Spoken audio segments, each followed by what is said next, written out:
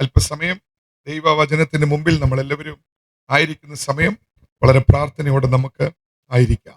വിശുദ്ധ വേദപുസ്തകത്തിലേക്ക് ഞാൻ എല്ലാവരുടെയും ശ്രദ്ധയൊന്ന് തിരിക്കുവാൻ ആഗ്രഹിക്കുന്ന ഒരു ശബ്ദത്തിന് സാരമായ തടസ്സങ്ങളുണ്ട്.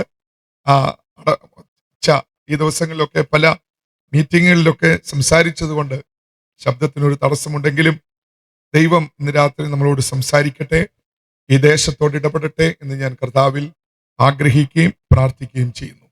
നമുക്ക് ഏറ്റവും സുപരിചിതമായ ഒരു വേദഭാഗത്തിലേക്ക് നമ്മുടെ ശ്രദ്ധ ഒന്ന് തിരിക്കാം.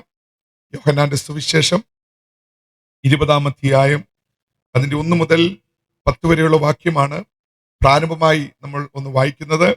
യോഹന്നാന്റെ സുവിശേഷം 20-ന്റെ 1 മുതൽ 10 വരെ. ആഴ്ചവട്ടത്തിന്റെ 1-ാം നാൾ മഗ്ദലക്കാരി മറിയ രാവിലെ ഇരുട്ടുള്ളപ്പോൾ തന്നെ കല്ലറയ്ക്കൽ ചെന്നു. കല്ലറ വായ്ക്കൽ നിന്ന് കല്ല് നീങ്ങിയിരിക്കുന്നത് കണ്ടു. അവൾ ഓടി ശിമോൻ പത്രോസിന്റെയും യേശുവിന്റെ പ്രിയനായ മറ്റേ ശിഷ്യന്റെയും അടുക്കൽ ചെന്നു. കർത്താവിനെ കല്ലറയിൽ നിന്ന് എടുത്തുകൊണ്ടുപോയി അവൻ എവിടെ വെച്ചു എന്ന് ഞങ്ങൾ അറിയുന്നില്ല എന്ന് അവരോട് പറഞ്ഞു. അതുകൊണ്ട് പത്രോസും മറ്റേ ശിഷ്യനും പുറപ്പെട്ടു കല്ലറയ്ക്കൽ ചെന്നു. ഇരുവരും ഒന്നിച്ചു ഓടി. മറ്റേ ശിഷ്യൻ പത്രോസിനേക്കാൾ വേഗത്തിലോടി ആദ്യം കല്ലറയ്ക്കലെത്തി. കുനിഞ്ഞു നോക്കി ശീലകൾ കിടക്കുന്നത് കണ്ടു. അകത്ത് കടന്നില്ല താനും. അവന്റെ പിന്നാലെ ശിമോൻ പത്രോസും വന്നു. കല്ലറയിൽ കടന്നു.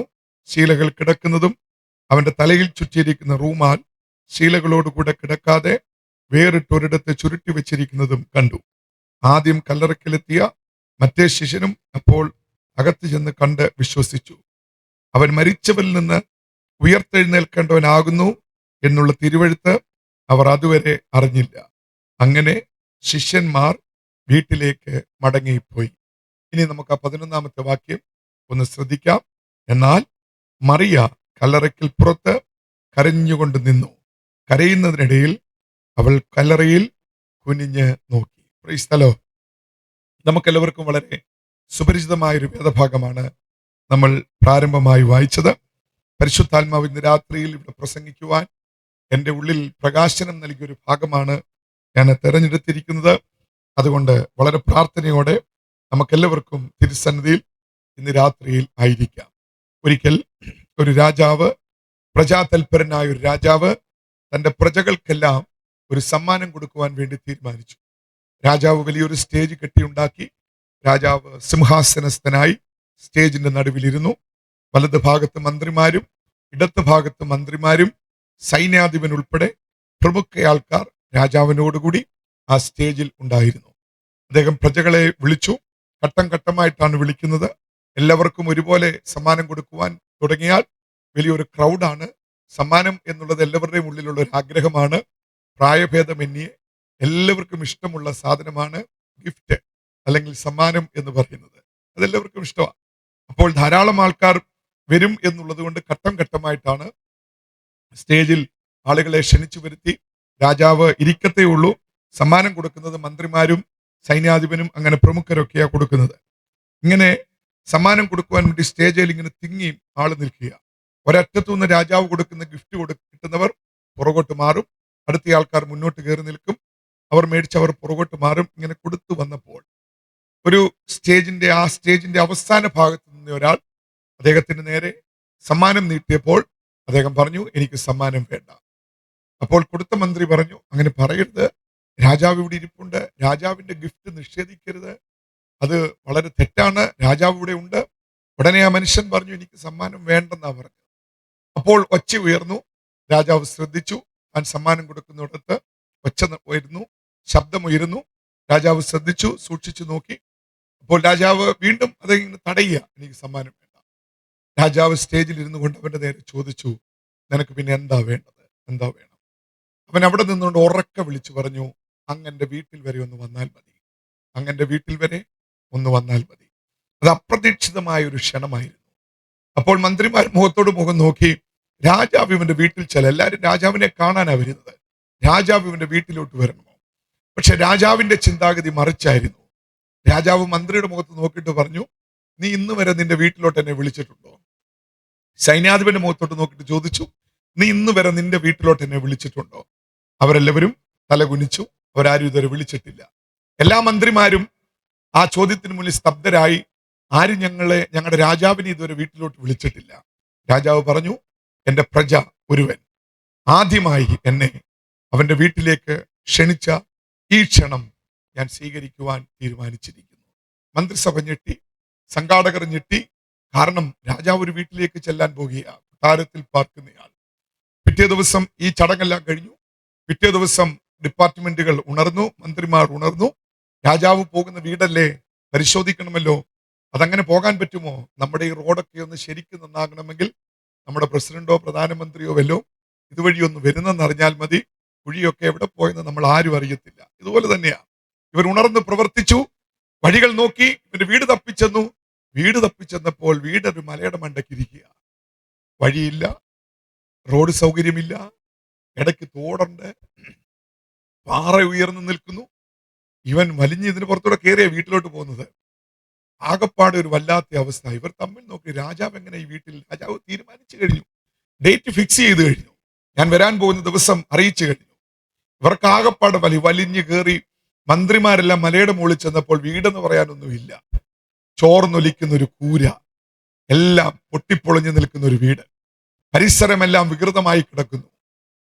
ഇവരവിടെ ചെന്ന് അണച്ചു. മന്ത്രിമാര് അണച്ചപ്പോൾ അവർ ചോദിച്ചു, ഇച്ചിരി വെള്ളം കുടിക്കാൻ തരാമോ?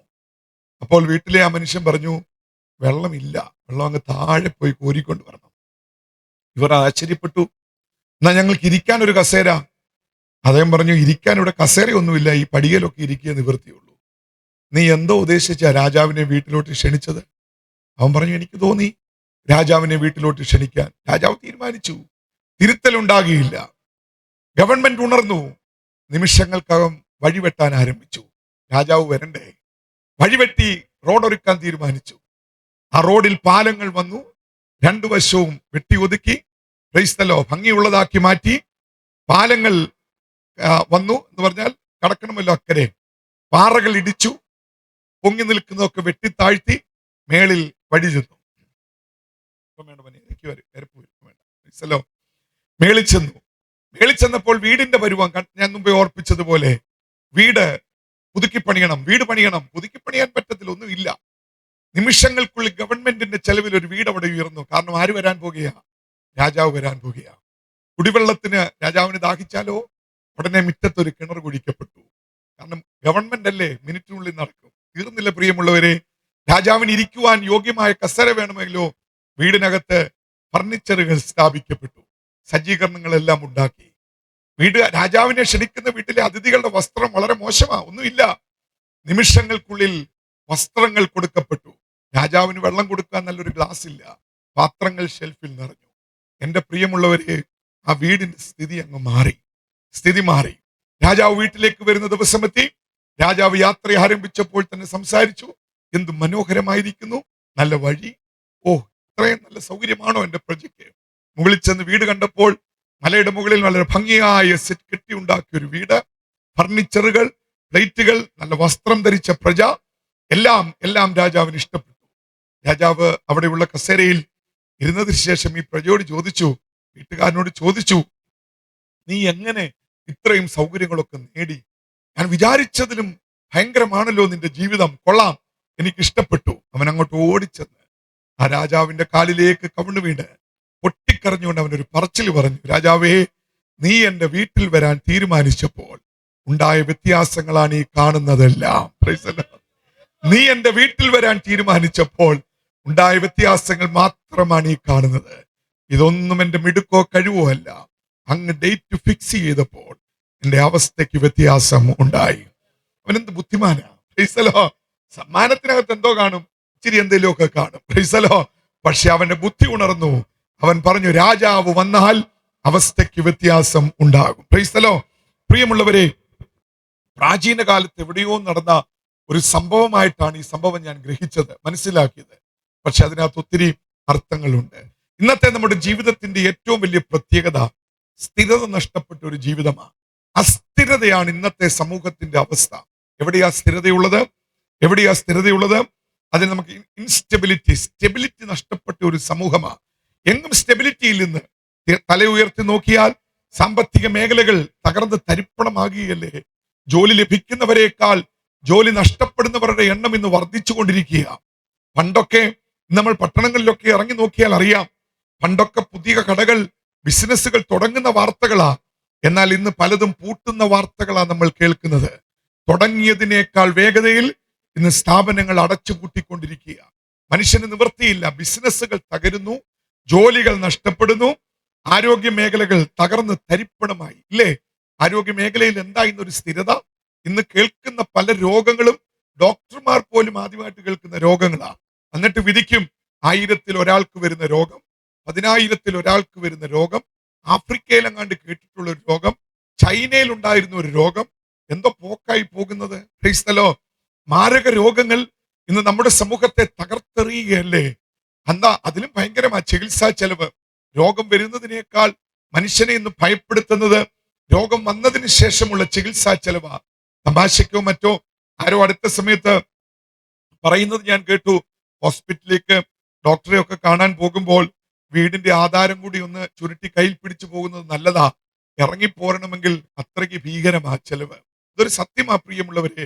മനുഷ്യന്റെ പിടി ഇന്ന് വിട്ടുപോയിരിക്കുക, സ്ഥിരത ഇന്ന് നഷ്ടപ്പെട്ടു, കണക്കുകൂട്ടലുകൾ തെറ്റി. അതുകൊണ്ട് എന്ത് സംഭവിക്കുന്നു? റോഡ് അപകടങ്ങൾ ഓരോ ദിവസവും വർദ്ധിച്ചു കൊണ്ടിരിക്കുക. എത്രയോ കുരുന്നുകൾ റോഡിൽ തകർന്നു വീഴുന്നു. മനുഷ്യൻ നിയന്ത്രണം വിട്ടു. വാഹനം ഓടിക്കുന്നവന്റെ കണക്കുകൂട്ടലുകൾ തെറ്റുന്നത് കൊണ്ടാ അപകടങ്ങൾ പെരുകുന്നത്. അല്ലാതെ റോഡിന്റെ മോശത്തെയും ഒന്നും നമ്മൾ കുറ്റം പറഞ്ഞിട്ട് കാര്യമില്ല. ഓടിക്കുന്നവന്റെ കണക്കുകൂട്ടലുകൾ എവിടെയോ തെറ്റിപ്പോകുന്നു, കൈവിട്ടു പോകുന്നു ജീവിതം. എന്താ സംഭവിക്കുന്നത്? ഇന്ന് യുദ്ധങ്ങൾ വർദ്ധിക്കുക. പണ്ടൊക്കെ ഒരു യുദ്ധം തീർന്ന് മാസങ്ങൾ കഴിഞ്ഞാലേ, വർഷങ്ങൾ കഴിഞ്ഞാലേ യുദ്ധം അടുത്തത് തുടങ്ങും. ഒരു യുദ്ധം തുടങ്ങുമ്പോഴേ UN ഒക്കെ ഇടപെട്ട് യുദ്ധം നിർത്തൽ ചെയ്യും, വെടിനിർത്തലൊക്കെ പ്രഖ്യാപിക്കും. ഇന്ന് UN ഇടപെട്ടിട്ടും വെടിനിർത്താൻ രാജ്യങ്ങൾ തയ്യാറല്ല. അതുകൊണ്ട് എന്ത് സംഭവിക്കുന്നു? മാലപ്പടക്കം പോലെ ഇന്ന് യുദ്ധങ്ങൾ ശക്തമാകുന്നു. അതുകൊണ്ട് എന്ത് സംഭവിക്കുന്നു? ഭക്ഷ്യ പ്രതിസന്ധി രാജ്യങ്ങളെ കടന്നു പിടിക്കാറായി. സാമ്പത്തിക പ്രതിസന്ധിയേക്കാൾ ഭീകരമായി നാളെ നമ്മുടെ നാട് നേരിടുന്ന ഏറ്റവും വലിയ പ്രതിസന്ധി ഭക്ഷ്യ പ്രതിസന്ധിയായിരിക്കും, ഒരു സംശയവുമില്ല. യുക്രൈൻ റഷ്യ വാറ് നാളുകൾക്ക് മുമ്പേ ആരംഭിച്ചപ്പോഴേ UK ഒരു സഹോദരൻ എന്നെ വിളിച്ചപ്പോൾ ഇങ്ങനെ പറഞ്ഞു, ഹൈപ്പർ മാർക്കറ്റിൽ ചെന്നപ്പോൾ മുന്നിൽ ഒരു ബോർഡ് വെച്ചിരിക്കുക, ഒരു വീടിന് 4 തക്കാളിക്ക, ഒരു വീടിന് 4 തക്കാളി. ഒന്ന് ഓർത്തു നോക്കിക്കേ, എന്ത് ഭീകരമാ.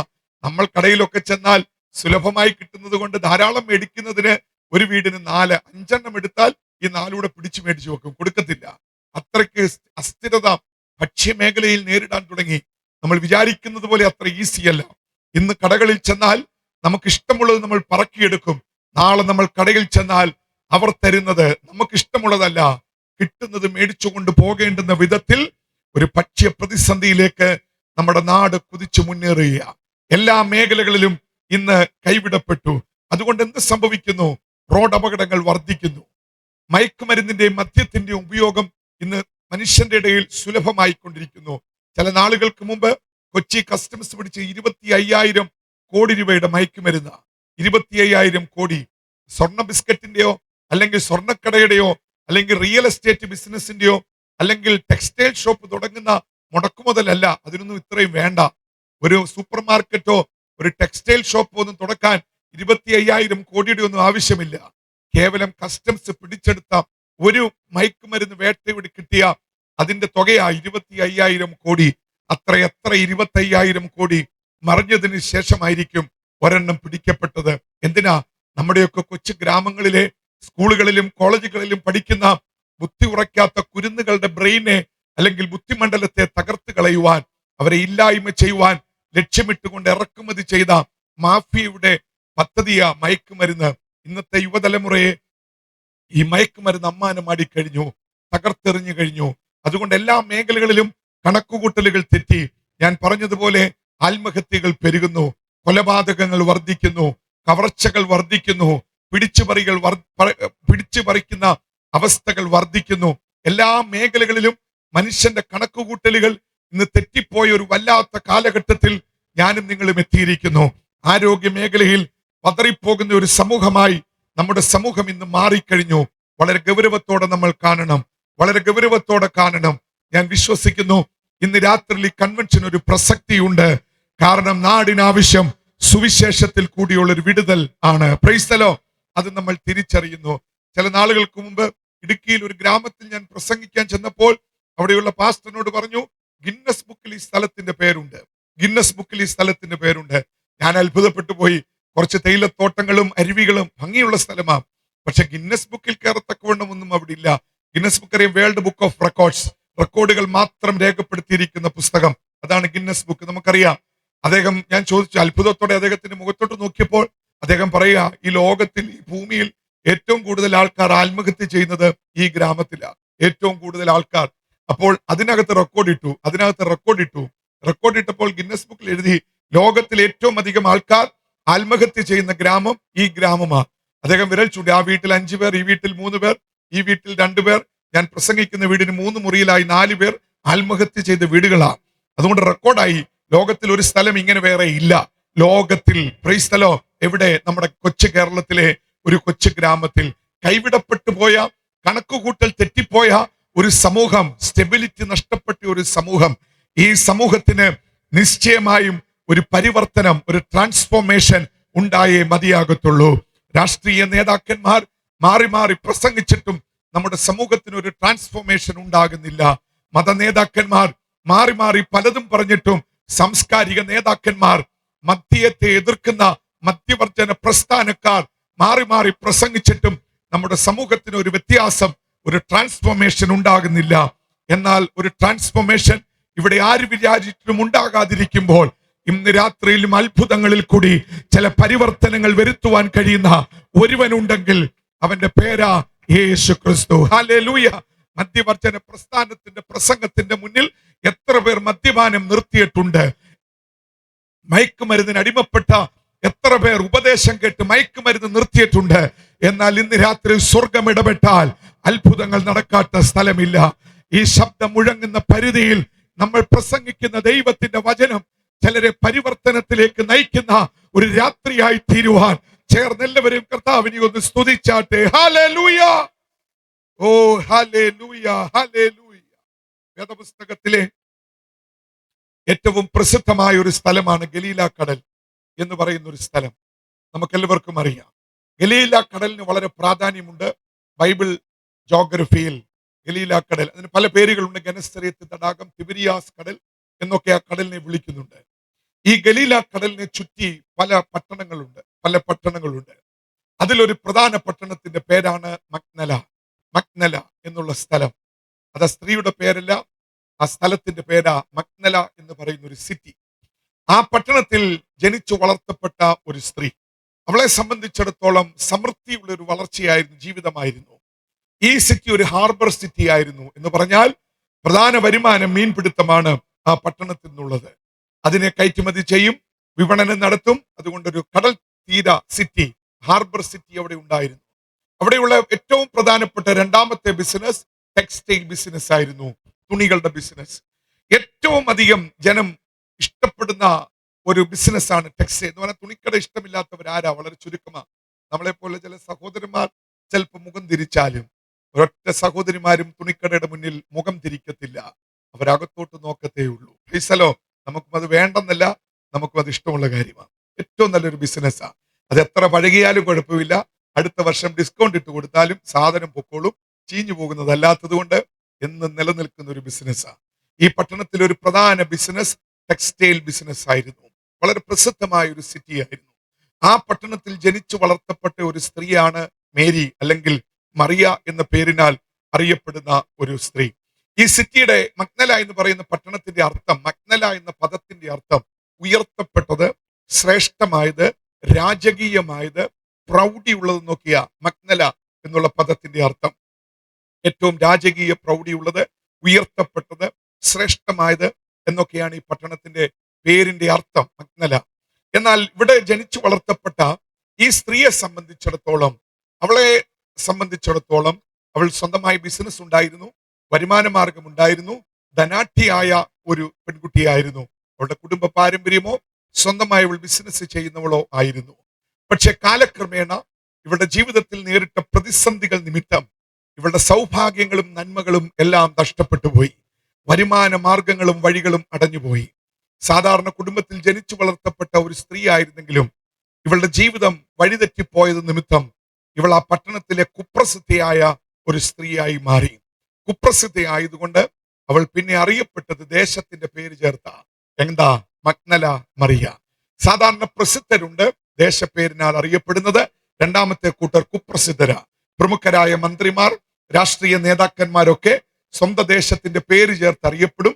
അവർ കുപ്രസിദ്ധരല്ല, അവർ സുപ്രസിദ്ധരാ. എന്നാൽ അതുപോലെ തന്നെയുണ്ട് ഗുണ്ടാ നേതാക്കന്മാർ, കൊലപാതകികൾ, ഇങ്ങനെയുള്ള രാഷ്ട്രീയ കൊലപാതകങ്ങൾ നടത്തുന്നവർ. ഇവരുടെയൊക്കെ പേരിനോട് ചേർന്ന് സ്ഥലപ്പേരുമുണ്ട്. അതൊരിക്കലും സുപ്രസിദ്ധമല്ല, അത് കുപ്രസിദ്ധമാണ്. ഇവളുടെ പേരിനോട് ചേർന്ന് ഇവളുടെ ജനിച്ച ദേശത്തിന്റെ പേര് വരാനുള്ള കാരണം ഇവൾ സുപ്രസിദ്ധയല്ലായിരുന്നു, ഇവൾ കുപ്രസിദ്ധയായിരുന്നു. കുപ്രസിദ്ധയായത് ഇവളെ ഒരു തകർച്ചയിലേക്ക് നയിച്ച ഒരു അനുഭവമായി മാറി. Praise the Lord.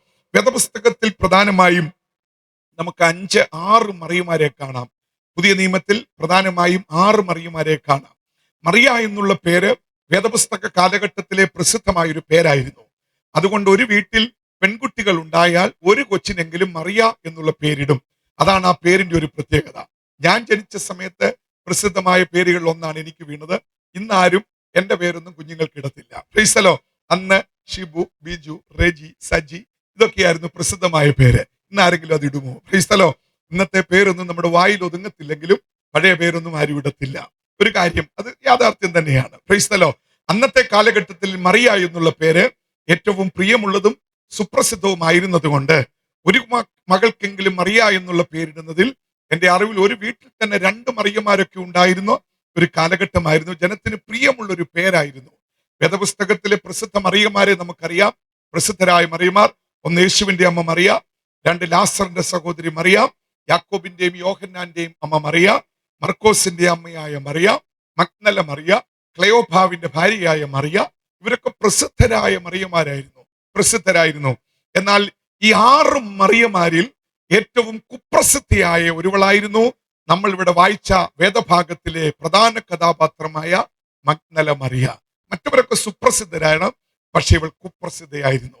കുപ്രസിദ്ധയായിരുന്നു. കാരണം ഇവൾ കുപ്രസിദ്ധയാകാനുള്ള കാരണം നമുക്ക് എല്ലാവർക്കും അറിയാം. ഇവളിൽ എന്തോ ഉണ്ടായിരുന്നു? ദുരാത്മാവിന്റെ സന്നിവേശം, അധിനിവേശം ഉണ്ടായിരുന്നു. ദുരാത്മാവ് ഇവളിൽ ഉണ്ടായിരുന്നു. നമുക്കറിയാം, ബൈബിളിൽ പറയുന്നുണ്ട് ഇവളിൽ എത്ര ഭൂതങ്ങൾ ഉണ്ടായിരുന്നു? 7 ഭൂതങ്ങൾ. ഒരെണ്ണം കയറിയാൽ തന്നെ പിടിച്ചു നിൽക്കാൻ പാടാ. അപ്പോൾ ഒരുവളുടെ മേൽ, ഒരു പെൺകുട്ടിയുടെ മേൽ 7 ദുർശക്തികൾ, ഭൂതത്തിന്റെ പൂർണ്ണസംഖ്യ എന്നൊക്കെ പറയാം, അധിനിവേശം നടത്തിയാൽ അവളുടെ അവസ്ഥയൊന്ന് ഓർത്തു നോക്കിക്കേ. എന്ത് ബലഹീനയായിരിക്കും. ഇവൾക്ക് സംഭവിച്ച തകർച്ച കേൾക്കണമോ? ഇവളുടെ ജീവിതം മുമ്പേ പറഞ്ഞതുപോലെ അസ്ഥിരമായി. ഇവളുടെ കണക്കുകൂട്ടലുകൾ തെറ്റി. ഇവളുടെ ബിസിനസ്സുകൾ തകർന്നു. ഇവളുടെ ആരോഗ്യ മേഖല തകർന്നു. എല്ലാവർക്കും ഇവളെ ഇഷ്ടമില്ലാതെയായി, വെറുക്കപ്പെട്ടവളായി. കാരണം ആരും വീട്ടിൽ പോലും കയറ്റത്തില്ല. പണ്ട് ഇവൾക്ക് വലിയ ബഹുമാനവും സ്ഥാനവുമായിരുന്നു. പക്ഷേ ഈ ദുഷ്ടശക്തി ഇവളുടെ ഉള്ളിൽ കയറിയപ്പോൾ ഇവളെ കാണുന്നവർ മുഖം തിരിക്കാൻ തുടങ്ങി. സംസാരിക്കുവാൻ ആൾക്കാർ ഇഷ്ടപ്പെടാതെ തുടങ്ങി. സ്വന്തം വീട്ടിൽ പോലും പരിഗണന നഷ്ടപ്പെട്ടു. കാരണം ഇവളെ നിയന്ത്രിക്കുന്നത് ആരാ? ഭൂതശക്തികൾ ഇവളെ നിയന്ത്രിക്കുക. ഒന്ന് ഓർത്തു നോക്കിക്കേ. കാരണം പിന്നെ ഇവളുടെ സംസാരം ശരിയല്ല, ഇവളുടെ രീതി ശരിയല്ല, ഇവളുടെ ഇടപെടൽ ശരിയല്ല, ഇവളുടെ ചിന്തകൾ ശരിയല്ല. അതുകൊണ്ട് എന്ത് ചെയ്യും? സമൂഹം മുഴുവൻ ഇവളെ വെറുക്കുക, പുറന്തള്ളുക. ഇവളുടെ കുഴപ്പമല്ല, ഇവളിൽ വ്യാപരിച്ചിരിക്കുന്ന അന്ധകാര ശക്തി. ഇന്നും നമ്മുടെ സമൂഹത്തിന്റെ ഒരു അവസ്ഥ ഇത് തന്നെയല്ലേ പ്രിയമുള്ളവരെ? എത്രയോ യൗവനക്കാരെ ഭൂതശക്തികൾ ഇല്ലാതെയാക്കുന്നു, എത്രയോ കുടുംബങ്ങളെ തകർത്തെറിയുന്നു, എത്രയോ ചെറുപ്പക്കാരെ നശിപ്പിച്ചു കളയുന്നു. എന്റെ വീടിനടുത്തൊരു ചെറുപ്പക്കാരൻ, ഞാൻ പല വേദികളിൽ ആ സംഭവം പറഞ്ഞിട്ടുണ്ട്. അദ്ദേഹത്തിന്റെ പിതാവ് ദീർഘവർഷങ്ങൾ വിദേശ രാജ്യത്ത് ജോലിയായിരുന്നു. പ്രവാസ ജീവിതം അവസാനിപ്പിച്ച് നാട്ടിലേക്ക് വരുമ്പോൾ അദ്ദേഹത്തിന് വലിയ ആവേശമായിരുന്നു. എല്ലാം നേടി, ഒരു മകനേ ഉള്ളൂ, ഇനിയൊന്നും നേടാനില്ല, വസ്തു, വീട് എല്ലാം ഉണ്ട്. നാട്ടിലേക്ക് വന്നപ്പോൾ അദ്ദേഹം ചെയ്തത്, നാട്ടിലുള്ള ഒരു വാഹനം വന്നത് അദ്ദേഹത്തിന് ഇഷ്ടമില്ലാത്തത് കൊണ്ട് അന്നത്തെ ഗൾഫിൽ കിട്ടുന്ന ഏറ്റവും മനോഹരമേറിയ ടൊയോട്ടോയുടെ വാഹനം അതങ്ങ് ഇറക്കുമതി ചെയ്തു. ഇറക്കുമതി ചെയ്യുക മാത്രമല്ല, കൊച്ചി എയർപോർട്ടിൽ തന്റെ ഫ്ലൈറ്റ് ലാൻഡ് ചെയ്യുന്നതിന് മുമ്പ് തന്നെ കൊച്ചിൻ ഷിപ്പ്യാർഡിൽ തന്റെ കാർ വന്നെന്ന് അദ്ദേഹം ഉറപ്പാക്കി. അതിനർത്ഥം എന്നറിയാമോ? എയർപോർട്ടിൽ ഇറങ്ങി നേരെ ടാക്സി വിളിച്ച് ഷിപ്പ്യാർഡിൽ ചെന്നിട്ട് വാഹനം കൈപ്പറ്റിയിട്ട് ആ വാഹനത്തിലാണ് വീട്ടിലേക്ക് വരുന്നത്. അപ്പോൾ എന്തോ രാജകീയമായ വരവാ. പ്രവാസ ജീവിതം അവസാനിപ്പിച്ച് വരിക. വന്നു കഴിഞ്ഞപ്പോൾ കുഴപ്പമില്ല, വലിയ സ്വീകരണമൊക്കെയാണ്. ക്ലബ്ബുകാർ വന്ന് മെമ്പർഷിപ്പ് കൊടുക്കുന്നു, എല്ലാവരുടെയും മെമ്പർഷിപ്പ് എടുത്തു. പണത്തിനൊരു കുഴപ്പവുമില്ല. പള്ളിക്കാർ വന്ന് കമ്മിറ്റി അങ്ങനെ ആകണം, അത് ചെയ്യണം, ഇന്ന ഉത്തരവാദിത്തം എല്ലാം ഞങ്ങൾ അങ്ങയെ ഏൽപ്പിക്കുക. വലിയ സന്തോഷം, സ്വീകരണം, ആഘോഷം.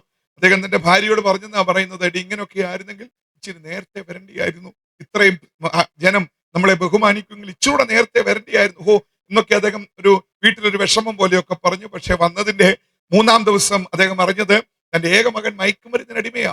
ഏക മകൻ അവന് മയക്കുമരുന്നിനടിമയെന്നുള്ളത് പോകട്ടെ, അവന്റെ ഏറ്റവും വലിയ പ്രശ്നം അപ്പനെ കണ്ടാൽ തൊഴിക്കണം, അപ്പനെ കണ്ടാൽ അടിക്കണം, ഓടിച്ചിട്ട് മർദ്ദിക്കുക, ഉപദ്രവിക്കുക.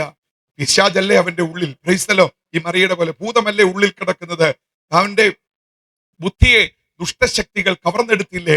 അദ്ദേഹം വീട്ടിൽ നിന്ന് ഇറങ്ങേണ്ടി വന്നു. രാത്രിയിൽ കാറുമായി പുള്ളി റോഡിലേക്ക് ഇറങ്ങിയ മോൻ വീട്ടിൽ വരുമ്പോൾ അപ്പനെ കാണരുത്, കണ്ടാൽ മർദ്ദനമാ. അതുകൊണ്ട് ഉയൻ റോഡിലോട്ട് ഇറങ്ങും, അപ്പൻ റോഡിൽ, മോൻ വീട്ടിൽ. രാവിലെ മോൻ റോഡിൽ, അപ്പൻ വീട്ടിൽ. ഇതായിരുന്നു. പകല് വീട്ടിലെ പുള്ളിക്ക് വരാൻ പറ്റൂ, രാത്രി വരാൻ പറ്റത്തില്ല. അദ്ദേഹം കാർ ഓടിച്ച് പട്ടണത്തിൽ ഇങ്ങനെ നടക്കും. പെട്രോൾ തീരുമ്പോൾ പമ്പിൽ കയറി പെട്രോൾ അടിക്കും, വീണ്ടും ഓടിക്കും, അവസാനം തളരും, വെളുപ്പിനെ എവിടേക്കെങ്കിലും മാറ്റിയിടും, വാഹനത്തിൽ കിടന്ന് ഉറങ്ങും. രാവിലെ മോൻ വീട്ടിൽ നിന്ന് പോകുന്ന സമയമായി എന്ന് ഉറപ്പാവുമ്പോൾ അദ്ദേഹം വീട്ടിലേക്ക് വരും. രാത്രി അവൻ വരുന്നതിന് മുമ്പ് പുറത്ത് കിടക്കും. ഇതായിരുന്നു അദ്ദേഹത്തിന്റെ ജീവിതം. എത്ര നാൾ ഇങ്ങനെ പോകും. ഒരു ദിവസം അദ്ദേഹത്തിന്റെ കാറ് കിടന്ന സ്ഥലത്തൊന്നും മാറ്റുന്നില്ല. അപ്പൊ ഓട്ടോറിക്ഷ തൊഴിലാളികളും അവരൊക്കെ വന്ന് നോക്കിയപ്പോൾ കാറിന്റെ ഡ്രൈവർ സീറ്റിൽ ചത്തു വിറങ്ങലിച്ചിരിക്കുന്ന അപ്പനെയാ കണ്ടത്. എന്തോ പറ്റി? എന്തിന്റെ കുറവായിരുന്നു? എന്തിനെങ്കിലും കുറവുണ്ടായിരുന്നോ? പത്രാസിന് കുറവില്ല, പദവിക്ക് കുറവില്ല, വരുമാനത്തിന് കുറവില്ല, പിടിപാടിന് കുറവില്ല, അംഗീകാരത്തിന് കുറവില്ല. പക്ഷേ എന്തോ പറ്റി? വേണ്ടത് ആ വീട്ടിലില്ലായിരുന്നു. Praise the Lord. ഭൂതശക്തികൾ ആ വീടിനെ തകർത്ത് കളഞ്ഞു. നമ്മളൊരു കാര്യം ഗൗരവത്തോടെ കാണണം. തകർന്നുകൊണ്ടിരിക്കുന്ന യുവതലമുറയെ കൈകാര്യം ചെയ്യുന്ന ഒരു അന്ധകാര ശക്തിയുണ്ട്. ഇന്ന് രാത്രി സുവിശേഷത്തിന്റെ ശക്തി ഇവിടെ ഉയരുമ്പോൾ ചില അന്ധകാര ശക്തികളുടെ മേൽ ജയമെടുക്കുന്ന ദൈവശക്തിയുടെ വ്യാപാരം മല്ലശ്ശേരി പ്രദേശങ്ങളിൽ, കോട്ടയം ദേശത്തിൽ വ്യാപരിക്കുന്ന ദിവസങ്ങളായി തീരട്ടെ. എല്ലാവരും കർത്താവിനെ ഒന്ന് സ്തുതിച്ചാട്ടെ. ദൈവവചനത്തിന്റെ ശക്തിക്ക് മാത്രമേ അന്ധകാര ശക്തിയെ ജയിക്കാൻ കഴിയത്തുള്ളൂ. എല്ലാവരും അല്പസമയം കർത്താവിനെ ഒന്ന് സ്തുതിച്ചാട്ടെ. നമ്മുടെ പ്രദേശങ്ങളിൽ ദൈവശക്തി വ്യാപരിക്കട്ടെ. തകർന്നുകൊണ്ടിരിക്കുന്ന ചില തലമുറകളെ പരിശുദ്ധാത്മാവ് ഇന്ന് രാത്രിയിൽ തിരികെ പിടിക്കട്ടെ. മദ്യത്തിന്റെയും മയക്കുമരുന്നിന്റെയും പിടിയിൽ അകപ്പെട്ടിരിക്കുന്ന ചില തലമുറകളെ ഇന്ന് രാത്രിയിൽ സ്വർഗം തിരികെ പിടിക്കട്ടെ. പഠിക്കാൻ വിടുന്ന കുഞ്ഞുങ്ങൾ വഷളായി പോകുന്നു. ഭീകരമാ. ഞാൻ ഒത്തിരി അങ്ങോട്ട് കിടക്കുന്നില്ല. സമയത്ത് നമുക്ക് ഈ കൺവെൻഷൻ നിർത്തണമല്ലോ. പ്രിയമുള്ളവരെ, തകർന്ന് തരിപ്പണമായ ഒരു ജീവിതവുമായി നടക്കുന്ന ഒരു സ്ത്രീ, അവൾക്ക് ഇനി ഒരു പ്രതീക്ഷയുമില്ല. അവളുടെ ടെക്സ്റ്റൈൽ ബിസിനസ് തകർന്നു, അംഗീകാരം നഷ്ടപ്പെട്ടു, മാന്യത നഷ്ടപ്പെട്ടു. ആർക്കും അവളെ കാണണ്ട. ഇതിനു മുമ്പ് എല്ലാവർക്കും അവളെ വേണമായിരുന്നു. എല്ലാവരും വെറുത്ത്, ആർക്കും കാണാതെ ജീവിതം എവിടെയെങ്കിലും ഒക്കെ തട്ടിത്തകരും എന്നുള്ള ചിന്തയോടുകൂടി അവൾ നടന്ന ഒരു ദിവസം അവൾ ഒരുവനെ കണ്ടുമുട്ടി. Price the Lord. അവൾ ഒരുവനെ കണ്ടുമുട്ടി. അവന്റെ ഏറ്റവും വലിയ പ്രത്യേകത, അവന് ഭൂതങ്ങളുടെ മേൽ അധികാരമുള്ളവനായിരുന്നു. അവൻ അന്ധകാര ശക്തികളുടെ മേൽ അധികാരമുള്ളവനായിരുന്നു. അവന്റെ ഒരു നോട്ടത്തിൽ തളരാത്ത അന്ധകാര ശക്തി ഇല്ലായിരുന്നു. ഇന്ന് രാത്രി നമ്മൾ അവനെ ഉയർത്തുമ്പോൾ ഞാൻ വിശ്വസിക്കുന്നു, ചില അന്ധകാര ശക്തികളുടെ ബലം ദേശത്ത് കെടുന്ന രാത്രിയായി തീരട്ടെ. എല്ലാവരും കർത്താവിനെ ഒന്ന് സ്തുതിച്ചാട്ടെ. ദൈവശക്തിയുടെ വ്യാപാരത്താൽ ചില പൈശാചിക മണ്ഡലങ്ങൾ ദേശത്തെ തകർത്ത് കളയുന്ന, കുടുംബങ്ങളെ ശിഥിലമാക്കുന്ന, തലമുറകളെ അടർത്തിയെടുക്കുന്ന, ഭാവിയെ തകർത്ത് കളയുന്ന ചില ദുഷ്ടശക്തികൾ ഇന്ന് രാത്രിയിൽ നിർജീവമാകട്ടെ. Hallelujah, hallelujah, hallelujah. അവൻ ഭൂതങ്ങളുടെ കെട്ടിനെ അഴിക്കാൻ തുടങ്ങി. 1 അഴിച്ചു, 2 അഴിച്ചു, 3 അഴിച്ചു, 7 അഴിച്ചു. അവൾ പൂർണ്ണ സ്വതന്ത്രയായി മാറി. താൻ പൂർണ്ണ സ്വതന്ത്രയായി മാറി. ആരോഗ്യത്തിൽ ഉന്മേഷം, ജീവിതത്തിൽ ഉന്മേഷം, ജീവിതത്തിൽ ഒരു മടങ്ങി വരവ് ഉണ്ടായപ്പോൾ തന്നെ സൗഖ്യമാക്കിയവന്റെ മുന്നിൽ അവൾ തലകുനിച്ച് നിന്ന് പറഞ്ഞു, അങ്ങിനിയും എനിക്കൊരു വഴി കാണിച്ചു തരണം, അങ്ങിനിയും എനിക്കൊരു വഴി കാണിച്ചു തരണം. അവളെ ചേർത്ത് നിർത്തിയ യേശു പിന്നെ മുന്നോട്ട് നീങ്ങിയത്. ഇന്ന് രാത്രി ഞാൻ ഒരു കാര്യം തുറന്നു പറയാം. ഒറ്റപ്പെട്ട മണ്ഡലങ്ങളിൽ തകർന്നിരിക്കുന്ന ആരെങ്കിലും ഞങ്ങളുടെ ശബ്ദം കേൾക്കുന്നുവെങ്കിൽ, ഏതെങ്കിലും മണ്ഡലമാകട്ടെ, അതൊരു രോഗമാകട്ടെ, പ്രതിസന്ധിയാകട്ടെ, വെല്ലുവിളിയാകട്ടെ, തകർന്നിരിക്കുന്ന ആരെങ്കിലും ഞങ്ങളുടെ ശബ്ദം കേൾക്കുന്നുവെങ്കിൽ, ഇന്ന് രാത്രി നിന്നെ സൗഖ്യമാക്കുക മാത്രമല്ല, നിന്നെ ചേർത്ത് നിർത്തുവാനും തയ്യാറുള്ള ഒരുവനുണ്ടെങ്കിൽ അത് ഞങ്ങൾ പ്രസംഗിക്കുന്ന യേശു ക്രിസ്തു മാത്രമാണ്. Hallelujah, hallelujah, hallelujah. വേദപുസ്തകത്തിന്റെ ഏറ്റവും വലിയ അറിവ് എന്താണെന്നറിയാമോ? ക്രൈസ്തവ അറിവ്. വേദപുസ്തകം നമുക്ക് നൽകുന്ന ഏറ്റവും വലിയ ക്രൈസ്തവ അറിവ് നമ്മൾ സ്നേഹിക്കപ്പെടുന്നു എന്നുള്ള അറിവാണ്. സ്നേഹിക്കപ്പെടുന്നു എന്നുള്ള അറിവാണ് ഈ പുസ്തകത്തിൽ ഉൽപ്പത്തി മുതൽ വെളിപ്പാട് വരെ നമ്മൾ പരിശോധിച്ചാൽ നമ്മൾ തിരിച്ചറിയുന്ന ഒരു അറിവ് നമ്മൾ സ്നേഹിക്കപ്പെടുന്നു എന്നുള്ള അറിവാണ്. അതിന് യേശു വിളിച്ചിരിക്കുന്ന പേര് സുബോധം എന്നുള്ള പേരാ. സുബോധം എന്നുള്ള പേര് നമുക്കെല്ലാവർക്കും, ആ പദം നമുക്കെല്ലാവർക്കും അറിയാം. ധൂർത്തുപുത്രന്റെ കഥ പറയുമ്പോൾ യേശു ഉപയോഗിച്ച കഥയല്ല, ധൂർത്തുപുത്രന്റെ സംഭവം പറയുമ്പോൾ യേശു ഉപയോഗിച്ച ഒരു പദമാ സുബോധം എന്നുള്ള പദം. എന്താ പദത്തിന്റെ അർത്ഥം? തന്റെ ജീവിതത്തിൽ എല്ലാം നഷ്ടപ്പെട്ട് ആർക്കും വേണ്ടാത്തവനായി തെരുവിന്റെ ഒരു കോണിൽ പന്നികൾ തിന്നുന്ന ആഹാരം മാത്രം തിന്നുകൊണ്ടിരിക്കുമ്പോൾ ഉടമസ്ഥന് തോന്നി, ഇവൻ എന്തിനാ പന്നിയുടെ ആഹാരം കൊടുക്കുന്നത്? പന്നിക്ക് കൊടുത്താൽ അത്രയും കൂടി പന്നി വീർക്കും, പന്നിക്ക് വില കിട്ടും, പന്നി കൊഴുക്കും, അതുകൂടി ഇവൻ തിന്നാൽ ഇവനെ എന്തിനു കൊള്ളാം എന്ന് പറഞ്ഞാൽ പന്നിക്ക് കൊടുക്കുന്ന വില പോലും ലഭിക്കാതെ, ഒരു പന്നിക്ക് കൊടുക്കുന്ന മാന്യത പോലും കൊടുക്കാതെ, ഒരു പന്നിക്ക് ഉടമസ്ഥൻ കൊടുക്കുന്ന അംഗീകാരം പോലും കിട്ടാതെ എല്ലാം നഷ്ടപ്പെട്ടവനായി റോഡിന്റെ വക്കിൽ തകർന്നിരുന്ന ഒരു ചെറുപ്പക്കാരൻ, അവൻ വിചാരിച്ചു ഞാനിവിടെ ആഹാരം പോലും കിട്ടാതെ, പന്നിയുടെ ആഹാരമായിരുന്നു കിട്ടിയത്, അതുപോലും നിഷേധിക്കപ്പെട്ടപ്പോൾ എന്റെ വയറ്റിനുള്ളിൽ ആഹാരം ചെല്ലാതെ ഇന്നല്ലെങ്കിൽ നാളെ ആ റോഡ് സൈഡിൽ ഞാൻ പട്ടുവീഴുമെന്ന് അവന് തോന്നി.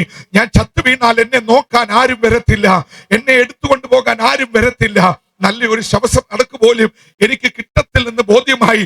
കാരണം ഞാൻ ചത്തു വീണാൽ എനിക്ക് വേണ്ടി പറയാനും ചോദിക്കാനും വാദിക്കാനും ആരുമില്ലാത്തത് കൊണ്ട് നടന്നു പോകുന്ന ആരെങ്കിലും എന്റെ ശരീരം തട്ടിയെടുത്ത് അടുത്ത താഴ്വരയിലേക്ക് ഇട്ടാൽ അവിടെ കിടന്ന് മണ്ണിനോട് ചേർന്ന് പുഴുവരിച്ച് എന്റെ ജീവിതം തീരുമല്ലോ എന്നൊരു ചിന്ത അവൻ ഉണ്ടായപ്പോൾ അവന്റെ ഉള്ളിലുണ്ടായ ബോധത്തിന്റെ പേരാ സുബോധം. Praise the Lord. അവന്റെ ഉള്ളിലുണ്ടായ ബോധത്തിന്റെ പേരാ സുബോധം. എന്താ സുബോധം അവനോട് പറഞ്ഞത്? ഇന്നും നിനക്ക് വേണ്ടി നിന്റെ അപ്പൻ വീടിന്റെ വാതിൽ തുറന്നിട്ട് നീ എപ്പോൾ ചെന്നാലും രണ്ട് കൈ നീട്ടി സ്വീകരിക്കുവാൻ നിനക്കൊരപ്പനുള്ളപ്പോൾ നീ എന്തിനാ വഴിയരികിൽ ചത്തു വീഴുന്നത്? ആ ബോധത്തിന്റെ പേരാ സുബോധം. ഇന്ന് രാത്രി ഞാൻ തുറന്നു പറയാം, യേശു ക്രിസ്തുവിലേക്ക് മുഖം തിരിക്കുന്നവന് വരുന്ന ബോധത്തിന്റെ പേരാ സുബോധം. യേശു ക്രിസ്തുവിനെ അറിയാൻ ആഗ്രഹിക്കുന്നവന്റെ ബോധത്തിന്റെ പേരാ സുബോധം. അകന്ന് നിൽക്കുന്നവൻ യേശുവിന്റെ അടുക്കലേക്ക് അടുക്കുന്ന ബോധത്തിന്റെ പേരാ സുബോധം. ഹല്ലേലൂയ. നമ്മുടെ നാടിന് ആവശ്യം ഒരു സുബോധമാ പ്രിയമുള്ളവരെ. ബാക്കി എല്ലാം ഉണ്ട്, ജോലിയുണ്ട്, വരുമാനമുണ്ട്, എല്ലാം ഉണ്ട്, എന്നാൽ നഷ്ടപ്പെട്ടത് സുബോധമാ. യഥാർത്ഥ സുബോധം സൃഷ്ടിതാവിലേക്ക് തിരിയുന്നതാ. യഥാർത്ഥ സുബോധം രക്ഷകനിലേക്ക് തിരിയുന്നതാ. എന്നെ ജനിപ്പിച്ച എന്റെ അപ്പൻ ഇന്നും തന്റെ വലിയ വീടിന്റെ വാതിൽ എനിക്ക് വേണ്ടി തുറന്നിട്ടിരിക്കുമ്പോൾ അനാഥനെ പോലെ റോഡ് വക്കിൽ പന്നിയുടെ ആഹാരം ലഭിച്ചു അല്ലാതെ ചത്തു വീഴാനുള്ളവനല്ല ഞാൻ. എന്നെ സ്വീകരിപ്പാൻ രണ്ട് കരവും നീട്ടി എന്റെ പിതാവ് ഉണ്ടെന്നുള്ള ബോധം ഇന്ന് രാത്രിയിൽ ഈ ദേശത്ത് വ്യാപരിക്കട്ടെ. എല്ലാവരും സ്തോത്രം ചെയ്താട്ടെ. ആ ബോധത്തിന്റെ പേരാ സുബോധം. ഏറ്റവും വലിയ ക്രൈസ്തവ അറിവ്. അന്ന് മറിയയ്ക്ക് ആ ബോധമുണ്ടായി, ഞാൻ എന്തിന് ജീവിതം നശിപ്പിക്കണം? എന്നെ രക്ഷിച്ച് ഒരുവൻ എനിക്ക് വേണ്ടി ഉള്ളപ്പോൾ ഞാൻ എന്തിന് ജീവിതം ഇല്ലാതാക്കണം? അവൾ എടുത്ത ആദ്യത്തെ തീരുമാനം, ഇനിയും ജീവനായാലും മരണമായാലും യേശു ക്രിസ്തുവിനായി. Praise the Lord. യേശു ക്രിസ്തുവിനായി. എന്നെ ഏറ്റവും അധികം സന്തോഷിപ്പിച്ച ഒരു കാര്യം, വേദപുസ്തകത്തിൽ നമ്മൾ വായിക്കുമ്പോൾ യേശു ക്രിസ്തുവിന്റെ മിക്ക അപ്പോസ്തലന്മാരെ കുറിച്ചും ഒന്നോ രണ്ടോ പ്രാവശ്യമേ പറഞ്ഞിട്ടുള്ളൂ. പല പത്രോസിനെയും കുറിച്ചും യോഹന്നാനെ കുറിച്ചും യാക്കോബിനെ കുറിച്ചും മത്തായിയെ കുറിച്ചും ഒക്കെ പല ഭാഗങ്ങളിൽ കാണുന്നുവെങ്കിലും 12 അപ്പോസ്തലന്മാരിൽ പലരെ കുറിച്ചും ഒന്നോ രണ്ടോ പ്രാവശ്യം ഈ പുതിയ നിയമത്തിന്റെ താളുകളിൽ പറഞ്ഞിരിക്കുമ്പോൾ 12 പ്രാവശ്യം പേര് പറഞ്ഞിട്ടുള്ളവളുടെ പേരാ മഗ്ദല മറിയ. ഇവൾ രക്ഷയിലേക്ക് വന്നപ്പോൾ ഇവിടെ സ്ഥിതിക്ക് വ്യത്യാസമുണ്ടായി, ഇവളുടെ അനുഭവങ്ങൾക്ക് അവസ്ഥയ്ക്ക് വ്യത്യാസമുണ്ടായി. യേശുക്രിസ്തുവിന്റെ ശുശ്രൂഷയുടെ ഏറ്റവും വലിയൊരു സപ്പോർട്ടറായി ഇവളങ്ങ് മാറി, സപ്പോർട്ടറായി മാറി. Praise the Lord. Extra biblical കമന്ററികൾ ഇവൾക്ക് കൊടുത്തിരിക്കുന്ന പേരെന്താണെന്നറിയാമോ? അപ്പോസ്റ്റൽ ടു ദി അപ്പോസ്റ്റൽസ് എന്ന, അപ്പോസ്തലന്മാരോട് സംസാരിച്ച അപ്പോസ്തല എന്നാണ് ഇവളെ അറിയപ്പെടുന്നത്. കമന്ററികളിൽ പറയുന്നത് പോലെ ഇവളുടെ ജീവിതത്തിന് വ്യത്യാസമുണ്ടായി. കമന്ററികളിൽ പറയുന്നത് ഇവളുടെ ജീവിതത്തിന് വ്യത്യാസമുണ്ടായി. ജീവിതത്തിന് വ്യത്യാസമുണ്ടായപ്പോൾ ഇവൾ ആരായെന്നറിയാമോ? സ്വന്തം നാടിന്റെ പേരിന് യോഗ്യമായ അനുഭവത്തിലേക്ക് ഇവൾ മാറ്റപ്പെട്ടു. എന്താ? ഉയർത്തപ്പെട്ടത്, മാന്യമായത്, പ്രൗഢിയുള്ളത്, രാജകീയമായത്, അംഗീകരിക്കപ്പെട്ടത്. പ്രൈസർ കുപ്രസിദ്ധയാക്കാൻ വേണ്ടി ലോകം മഗ്ദല മറിയ എന്നുള്ള പേരിൽ അവളെ കുപ്രസിദ്ധിയാക്കാൻ ശ്രമിച്ചപ്പോൾ യേശു അവിടെ ഉള്ളിൽ വന്നപ്പോൾ സ്വർഗം അവളെ ഉയർത്തി നിർത്തി. ഈ പുസ്തകത്തിന്റെ താളുകളിൽ 12 പ്രാവശ്യം മറ്റ് മറിയമാരെക്കാളെല്ലാം ആ സാധു സ്ത്രീയുടെ പേര് സ്വർഗം എഴുതി ചേർക്കണമെങ്കിൽ അവൾ എന്തുമാത്രം പിന്നെ യേശു ക്രിസ്തുവിനായി ജീവിതം സമർപ്പിച്ചു. ഇന്ന് രാത്രി ഞാനൊരു കാര്യം ഉറപ്പിച്ചു പറയാം, യേശു ക്രിസ്തുവിനോട് ചേർന്ന് നിന്ന് ആരെയും അവൻ കൈവിട്ട ദൈവമല്ല. Praise the Lord. Hallelujah. അതിനൊരു സാക്ഷ്യമാണ് ഈ വാത്സല്യ ഭവനം. നമ്മുടെ ഭവനങ്ങൾ ക്രിസ്തുവിന് വേണ്ടി നിന്നെ ആരെയും അവൻ ഉപേക്ഷിച്ച ദൈവമല്ല. ക്രിസ്തുവിന് വേണ്ടി പുസ്തകം എടുത്ത് ആരെയും അവൻ തള്ളിക്കളഞ്ഞ ദൈവമല്ല. ഇന്നല്ലെങ്കിൽ നാളെ നമ്മുടെ തലമുറകളിൽ നമ്മൾ ദൈവപ്രവൃത്തി കണ്ടിട്ടുണ്ട്. ഇന്ന് രാത്രി ചിലർ വിശ്വസിക്കട്ടെ. പരിശുദ്ധാത്മാവ് ചിലരോട് സംസാരിക്കുക. ഇന്ന് രാത്രി നമ്മുടെ വിശ്വാസത്തെ നമുക്കൊന്നുകൂടി ശക്തമാക്കാം. നമ്മുടെ വിശ്വാസത്തെ ഒന്നുകൂടി നമുക്ക് ഊർജിതമാക്കാം. നമ്മൾ അബദ്ധം പറ്റിയ ഒരു സമൂഹമല്ല. സമൂഹമല്ലവേ അല്ല. Praise the Lord. ലോകം ഒരുവനിൽ വ്യത്യാസം വരുത്തുന്നത് തകർച്ചയിലേക്കാണ്. ലോകം ഒരു വ്യത്യാസം വരുത്തിയാൽ അതേത് സമയവും നഷ്ടപ്പെടും. ലോകം തന്ന നന്മകളൊക്കെ ഏത് സമയവും നഷ്ടപ്പെടും. ഒന്നും ശാശ്വതമല്ല. ടൈറ്റാനിക് മുങ്ങാൻ ഒരുങ്ങിയപ്പോൾ ലോകത്തിലെ നമ്പർ 1 കോടീശ്വരൻ അതിനകത്തുണ്ടായിരുന്നു. അന്നത്തെ ലോകത്തിലെ നമ്പർ 1 കോടീശ്വരന്റെ പേര് ആസ്റ്റർ എന്നായിരുന്നു. ഇന്നത്തെ ബിൽ ഗേറ്റ്സിനും ഒക്കെ തുല്യമായ വ്യക്തി, അല്ലെങ്കിൽ അതിലും വലിയ ധനവാൻ, ലോകത്തിലെ നമ്പർ 1 ഒരു ധനവാൻ ഇന്നുമുണ്ട്. അന്നത്തെ ലോകത്തിലെ നമ്പർ 1 ധനവാൻ ആസ്റ്റർ അമേരിക്കക്കാരനാ. അദ്ദേഹം ഇംഗ്ലണ്ടിൽ ചെന്നിട്ട് കപ്പലിൽ പോകുക, ടൈറ്റാനിക്കിൽ പോകുക, അദ്ദേഹത്തിന് ആഘോഷിക്കുവാൻ. പക്ഷേ അദ്ദേഹം ഇച്ചിരി പ്രായമൊക്കെ ഉള്ള മാന്യനായ ഒരു വ്യക്തിയായിരുന്നു. അപ്പോൾ ഈ കപ്പലിൽ ഏകദേശം 2000 പേരുണ്ട്. പക്ഷെ 500 പേർക്ക് പോകാനുള്ള ലൈഫ് ബോട്ടേ ഉള്ളൂ. 500 പേർ. ടൈറ്റാനിക് മുങ്ങത്തില്ലെന്നൊരു ചിന്തയായിരുന്നു. ലൈഫ് ബോട്ടേ ഉള്ളൂ. ടൈറ്റാനിക് നിങ്ങൾക്ക് അറിയാമല്ലോ, 1912 ഏപ്രിൽ മാസം 10 ഇംഗ്ലണ്ടിലെ സതാംപ്ടൺ അമേരിക്കയിലെ ന്യൂയോർക്കിലേക്ക് യാത്ര തിരിച്ച ലോകത്തിലെ നമ്പർ 1 കപ്പല. അതിലും വലിയൊരു കപ്പൽ അതിന് മുമ്പുണ്ടായിട്ടില്ല. ഇപ്പൊ കാണും. അത്രയ്ക്ക് പ്രഗത്ഭമായ ഒരു കപ്പലായിരുന്നു. മുങ്ങത്തില്ലെന്നുള്ളതായിരുന്നു പരസ്യം. അൺസിങ്കിങ് ഷിപ്പ് എന്നാൽ അൺസിങ്കബിൾ ഷിപ്പ് എന്ന അതിന്റെ പരസ്യം തന്നെ. മുങ്ങത്തില്ല, സിങ്കിങ് താഴത്തില്ല, എന്നും പൊങ്ങി നിൽക്കും, അതായിരുന്നു തലക്കെട്ട്. അപ്പോൾ ഈ കോടീശ്വരന്മാരെല്ലാം അമേരിക്കയിൽ നിന്ന് ഇംഗ്ലണ്ടിലെത്തി കപ്പലിൽ പോകാൻ. ഫസ്റ്റ് ജേർണി അതൊരു ഓഫർ ആയിരുന്നു. അവരെല്ലാവരും വന്ന് കയറി. പക്ഷെ കപ്പൽ മുങ്ങിയപ്പോൾ, മഞ്ഞുമലയിടിച്ച് കപ്പൽ മുങ്ങുമ്പോൾ 500 പേർക്ക് പോകാൻ ലൈഫ് ബോട്ടുകൾ, അതും കയ്യൂക്കുള്ളവര് ഒക്കെ പിടിക്കാൻ നോക്കിയെങ്കിലും ക്യാപ്റ്റൻ പറഞ്ഞു സ്ത്രീകളും കുഞ്ഞുങ്ങളും കയറിയിട്ടെന്ന് പറഞ്ഞു. സ്ത്രീകളും കുഞ്ഞുങ്ങളും ഇന്ന് അവർക്കാണല്ലോ മുൻഗണന. എല്ലാവരും പറഞ്ഞു പുരുഷന്മാരെല്ലാം മാറി നിൽക്ക്, സ്ത്രീകളും കുഞ്ഞുങ്ങളും രക്ഷപ്പെടട്ടെ. അപ്പൊ സ്ത്രീകളും കുഞ്ഞുങ്ങളും കയറിയപ്പോൾ തന്നെ പിന്നെ കിടക്കുക സ്ത്രീകളും കുഞ്ഞുങ്ങളും. അതുകൊണ്ട് ഈ ചെറുപ്പക്കാരന്മാർക്കും പല മിടുക്കന്മാർക്കും ആസ്റ്റർ ഉൾപ്പെടെയുള്ള ധനവാന്മാർക്കും സീറ്റ് കിട്ടിയില്ല. പക്ഷേ കാര്യ ഗൗരവത്തിലേക്ക് വന്ന് കപ്പൽ മുങ്ങുക. അപ്പോൾ ഈ ബോട്ടുകളൊക്കെ ഇങ്ങനെ നീങ്ങിക്കൊണ്ടിരിക്കുക. താൻ രക്ഷപ്പെടത്തിൽ അറിഞ്ഞപ്പോൾ അദ്ദേഹം തന്റെ പോക്കറ്റിൽ കിടന്ന വലിയൊരു ചെക്ക് ബുക്ക് മഹാധനികനാ. ചെക്ക് ബുക്കാ. അദ്ദേഹം ചെയ്ത പ്രവൃത്തി കേൾക്കണമോ? ആ എല്ലാ ചെക്ക് ബുക്കിന്റെ എല്ലാ ലീഫിലും ഒപ്പിട്ടു.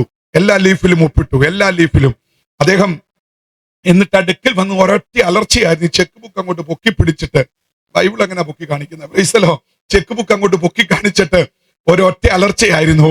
ഈ ചെക്ക് ബുക്കിന്റെ എല്ലാ ലീഫിലും ഞാൻ ഒപ്പിട്ടിട്ടുണ്ട്. നിങ്ങളൊക്കെ എത്ര തലമുറകൾ ജീവിച്ചാലും തീരാത്ത സമ്പത്ത് എന്റെ പേരിൽ ബാങ്കിൽ കിടപ്പുണ്ട്.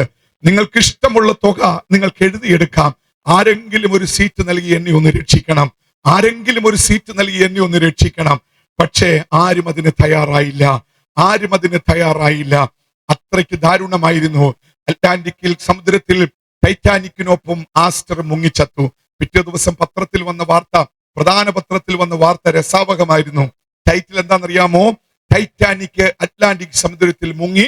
ലോകത്തിലെ ഏറ്റവും വലിയ ധനവാനായ ആസ്റ്റർ മുങ്ങി മരിച്ചു. കൂടെ 1500 പേരും. അപ്പൊ മനസ്സിലായില്ലേ അദ്ദേഹത്തിന്റെ വാല്യൂ പിടികിട്ടിയല്ലോ. ലോകത്തിലെ ഏറ്റവും വലിയ ധനവാനായ ആസ്റ്റർ അറ്റ്ലാന്റിക് മുങ്ങി മരിച്ചു. കൂടെ 1500 പേരും. പത്രം കൊടുത്ത വില എന്താണെന്നറിയാമോ? ഈ 1500 പേരുടെ ജീവനേക്കാൾ അന്നത്തെ പത്രം വിലയിട്ടത് ആസ്റ്റർ എന്ന് പറയുന്ന ഒരൊറ്റ മനുഷ്യനാ, ആസ്തിയ. പക്ഷെ എന്ത് സംഭവിച്ചു? എന്തോ ഗുണമുണ്ടായി. എന്താണ് അവിടെ സംഭവിച്ചത്? നമുക്കെല്ലാവർക്കും അറിയാം.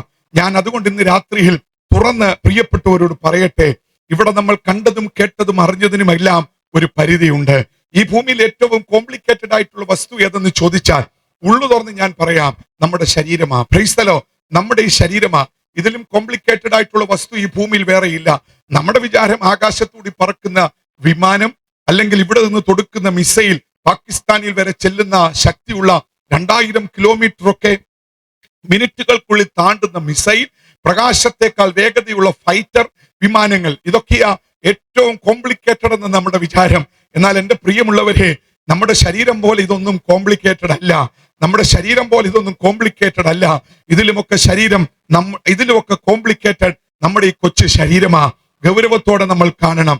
തലമുടി നാരിട പോലെയുള്ള നൂറുകണക്കിന് കിലോമീറ്റർ അല്ല, ആയിരക്കണക്കിന് കിലോമീറ്റർ വേണമെങ്കിൽ നീളമുള്ള കുഞ്ഞ് നാഡീവ്യൂഹമാണ് ഈ ശരീരത്തെ നിയന്ത്രിക്കുന്നത്. തലമുടിയുടെ വലിപ്പം ഇതെല്ലാം കൂടി ഉച്ച മുതൽ ഉള്ളങ്കാൽ വരെ കൂട്ടി പിണഞ്ഞു കിടന്ന് കരണ്ട് വേണ്ടെടുത്ത് കരണ്ട് ഇലക്ട്രിസിറ്റിയായി ശരീരത്തെ നിർത്തിയിരിക്കുന്ന ഒരു ശക്തി മറന്നു പോകരുത്. നമ്മുടെ നാഡീവ്യൂഹത്തിൽ വ്യാപരിക്കുന്ന ഒരു പവർ ഉണ്ട്. അതാണ് ബലത്തോടെ നിർത്തുന്നത്. അതാണ് ഈ അസ്ഥികളെയൊക്കെ താങ്ങി നിർത്തുന്നത്. ബലം വേണ്ടെടുത്ത് ബലം, രക്തം വേണ്ടെടുത്ത് രക്തം, അങ്ങനെ ഓരോന്നും പകർന്നു നൽകി ഓരോ സെക്കൻഡും നമ്മളെ നടത്തുമ്പോൾ ഓർത്തോണേ, ഈ ഭൂമിയിൽ ഏറ്റവും കോംപ്ലിക്കേറ്റഡ് ആയിട്ടുള്ള വസ്തു മനുഷ്യ ശരീരമാ.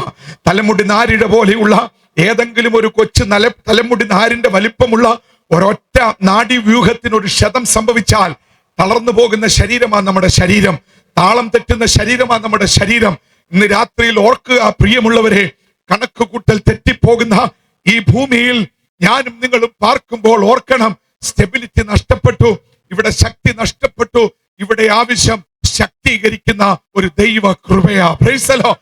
പിടിച്ചു നിർത്തുന്ന ഒരു ദൈവ കൃപയാ, തളരാതെ നിർത്തുന്ന ഒരു ദൈവ ശക്തിയാ. ഇന്ന് രാത്രിയിൽ ചേർന്നൊന്ന് വിശ്വസിച്ച് കർത്താവിനൊന്ന് സ്തോത്രം ചെയ്താട്ടെ. ഇന്ന് രാത്രിയിൽ ഏതെങ്കിലും മേഖലയിൽ ക്ഷീണം അനുഭവിക്കുന്ന ആരെങ്കിലും ഉണ്ടെങ്കിൽ ഞാൻ വിശ്വസിക്കുന്നു, ഈ കൺവെൻഷനിൽ ദൈവത്തിന്റെ ഒരു പ്രവർത്തനം ചില ഭവനങ്ങളിൽ നടക്കുന്ന ഒരു സമൂല വ്യത്യാസം ചില ഭവനങ്ങളിൽ നടക്കുന്ന രാത്രിയായി തീരട്ടെ. അതൊരു രോഗമാകട്ടെ, അതൊരു പ്രതിസന്ധി ആകട്ടെ, അതൊരു വെല്ലുവിളി ആകട്ടെ, അത് തലമുറകളുടെ വിഷയമാകട്ടെ, അതൊരു ആരോഗ്യ പ്രശ്നമാകട്ടെ, അതൊരു സാമ്പത്തിക തകർച്ചയാകട്ടെ, ഇന്ന് രാത്രിയിലും കരച്ചിലോടെ വന്ന ചില വിഷയങ്ങളാകട്ടെ, അടിയന്തരമായി ഇടപെട്ട് ഒരു മടങ്ങി വരവ് തരാൻ കഴിവുള്ള ഒരുവൻ ഇവിടെ എഴുന്നള്ളി വന്നിട്ടുണ്ട്. അവന്റെ പേരാ യേശു ക്രിസ്തു. Hallelujah, hallelujah. സമയം കുതിച്ചു പോകുക. ഞാൻ എന്റെ വാക്കുകളുടെ സമാപനത്തിലേക്ക് അതിശീഘ്രം നീങ്ങേണ്ടുന്ന ഒരു സമയമായെന്ന് എനിക്കറിയാം. പ്രിയമുള്ളവരെ, ഈ സ്ത്രീയെ സംബന്ധിച്ചിടത്തോളം അവളുടെ ജീവിതം പൂർണ്ണമായി യേശുവിനായി കൊടുത്തു. Price the Lord. ബൈബിൾ നമ്മൾ പരിശോധിച്ചാൽ ഇവൾ പത്രോസിനേക്കാൾ ഊർജ്ജസ്വലയായിരുന്നു, യോഹന്നാനേക്കാൾ ശക്തിയായിരുന്നു, യാക്കോബിനേക്കാൾ പ്രബലയായിരുന്നു, മറ്റ് 5-6 മറിയമാരേക്കാൾ ഇവളിലുള്ള വീര്യം ശ്രേഷ്ഠമായിരുന്നു. കാര്യത്തിന്റെ കാതലായ വിഷയത്തിലേക്ക് ഞാൻ വരാം. യേശു ക്രിസ്തു കൊല്ലപ്പെട്ട് കഴിഞ്ഞപ്പോൾ ശിഷ്യന്മാരുടെ എല്ലാം സ്ഥിരത നഷ്ടപ്പെട്ടു. പലരും പിന്മാറ്റത്തിലേക്ക് പോകാൻ തീരുമാനിച്ചു. ഇനിയും വേണ്ട. യേശു ക്രിസ്തുവിന്റെ ക്രൂര കൊലപാതകം ശിഷ്യന്മാരുടെ മനസ്സാക്ഷിയെ പിടിച്ചുലച്ചു. അവർക്ക് താങ്ങാവുന്നതിലും അപ്പുറമായിരുന്നു. കാരണം യേശു ക്രിസ്തു കൊല്ലപ്പെട്ടത് സാധാരണ മരണമല്ലായിരുന്നു, അല്ലെങ്കിൽ സാധാരണ ഒരു ക്രൂശീകരണമല്ലായിരുന്നു. ആ ശരീരത്തെ ഇഞ്ചിഞ്ചായി അവർ തകർക്കുകയായിരുന്നു. മഹാക്രൂരനായ ബർബാസിന് പകരമാണ് യേശുവിനെ കൊന്നത്. ബർബാസ് ആയിരുന്നു ആ സീസണിൽ കൊല്ലപ്പെടേണ്ടുന്ന ക്രിമിനൽസിന് മാത്രമാണെന്ന് ക്രൂശീകരണമുള്ളത് എന്ന് പറഞ്ഞാൽ ഇനി ഇവൻ ജീവിക്കണ്ട എന്ന് ഗവൺമെന്റ് തീരുമാനിച്ചാൽ അവൻ അങ്ങനെ തീരുമാനിക്കുമ്പോൾ പക്ക ക്രിമിനലാ. അവനുള്ള ശിക്ഷയാണ് ക്രൂശിൽ അങ്ങ് തൂക്കി നിർത്തി അങ്ങ് കൊല്ലും. Price the Lord. അപ്പോൾ ബർബാസ് എന്ന് പറയുന്ന മഹാക്രൂരനായിരുന്നു ആ സീസണിലെ ക്രൂശീകരണം ഗവൺമെന്റ് പ്ലാൻ ചെയ്തിരുന്നത്. ആ സ്ഥാനത്താണ് യേശുവിനെ റീപ്ലേസ് ചെയ്യുന്നത്.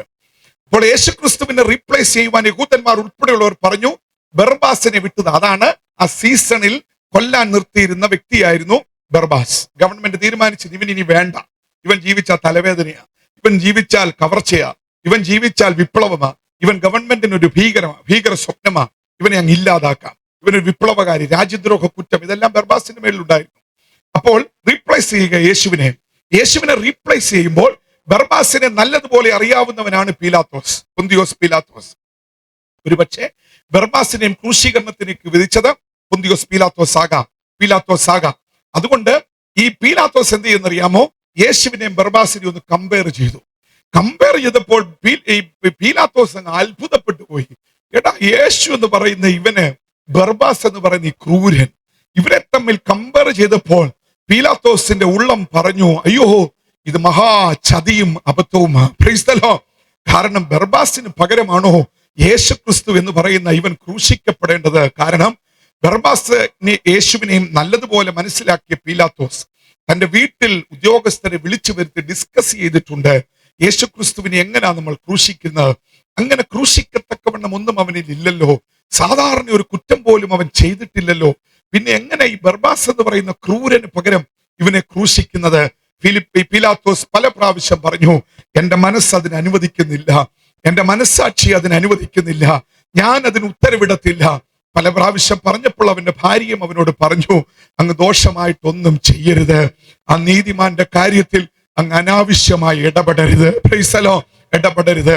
പക്ഷേ തന്റെ അടുത്ത ഒരു പ്രൊമോഷൻ, തന്റെ അടുത്ത ഒരു സ്ഥാനക്കയറ്റം എന്നുള്ള മഹാസ്വപ്നം ഈ ക്രൂശീകരണത്തിൽ കൂടി കൈവശമാക്കാമെന്ന് വിചാരിച്ച പീലാത്തോസ് യേശുക്രിസ്തുവിനെ ക്രൂശിക്കാൻ വേണ്ടി വിധിച്ചു.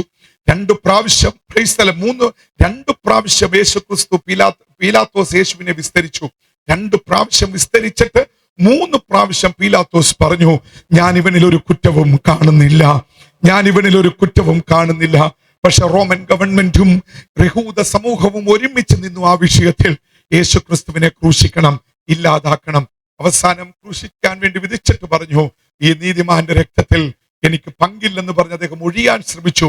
പക്ഷെ അദ്ദേഹത്തിന് യഥാർത്ഥത്തിൽ ഒഴിയാമായിരുന്നു, പക്ഷേ അദ്ദേഹത്തിന് അത് സാധിച്ചില്ല. അത്രയ്ക്ക് ശ്രേഷ്ഠനായ യേശുക്രിസ്തുവിനെ ഒരു മഹാക്രൂരന് കിട്ടുന്ന പരിഗണന പോലും കൊടുക്കാതെ ഇഞ്ചിഞ്ചായി തകർത്ത് കളഞ്ഞത് കണ്ട സമൂഹമായി സമൂഹം. ആ സമൂഹത്തിൽ മഗ്ദല മറിയയും ഉണ്ടായിരുന്നു, പത്രോസും യോഹന്നാനും യാക്കോബും ഉണ്ടായിരുന്നു. എന്നാൽ യേശുക്രിസ്തു കൊല്ലപ്പെട്ട് ഈ അരിമത്തിയ ജോസഫിന്റെ കല്ലറയിൽ അടയ്ക്കപ്പെട്ട് കഴിഞ്ഞപ്പോൾ ശിഷ്യന്മാര് വിചാരിച്ചു, ഒരധ്യായം തീർന്നു, chapter close. Price the Lord. നമ്മളെയൊക്കെ പ്രിയപ്പെട്ടവരൊക്കെ മരിക്കുമ്പോൾ പണ്ടൊക്കെ വീഡിയോ പിടിക്കും, ഇന്നങ്ങനെ വീഡിയോ ഒന്നുമില്ല, കാരണം ഇന്നലെ ലൈവ് ആണല്ലോ. Price the Lord.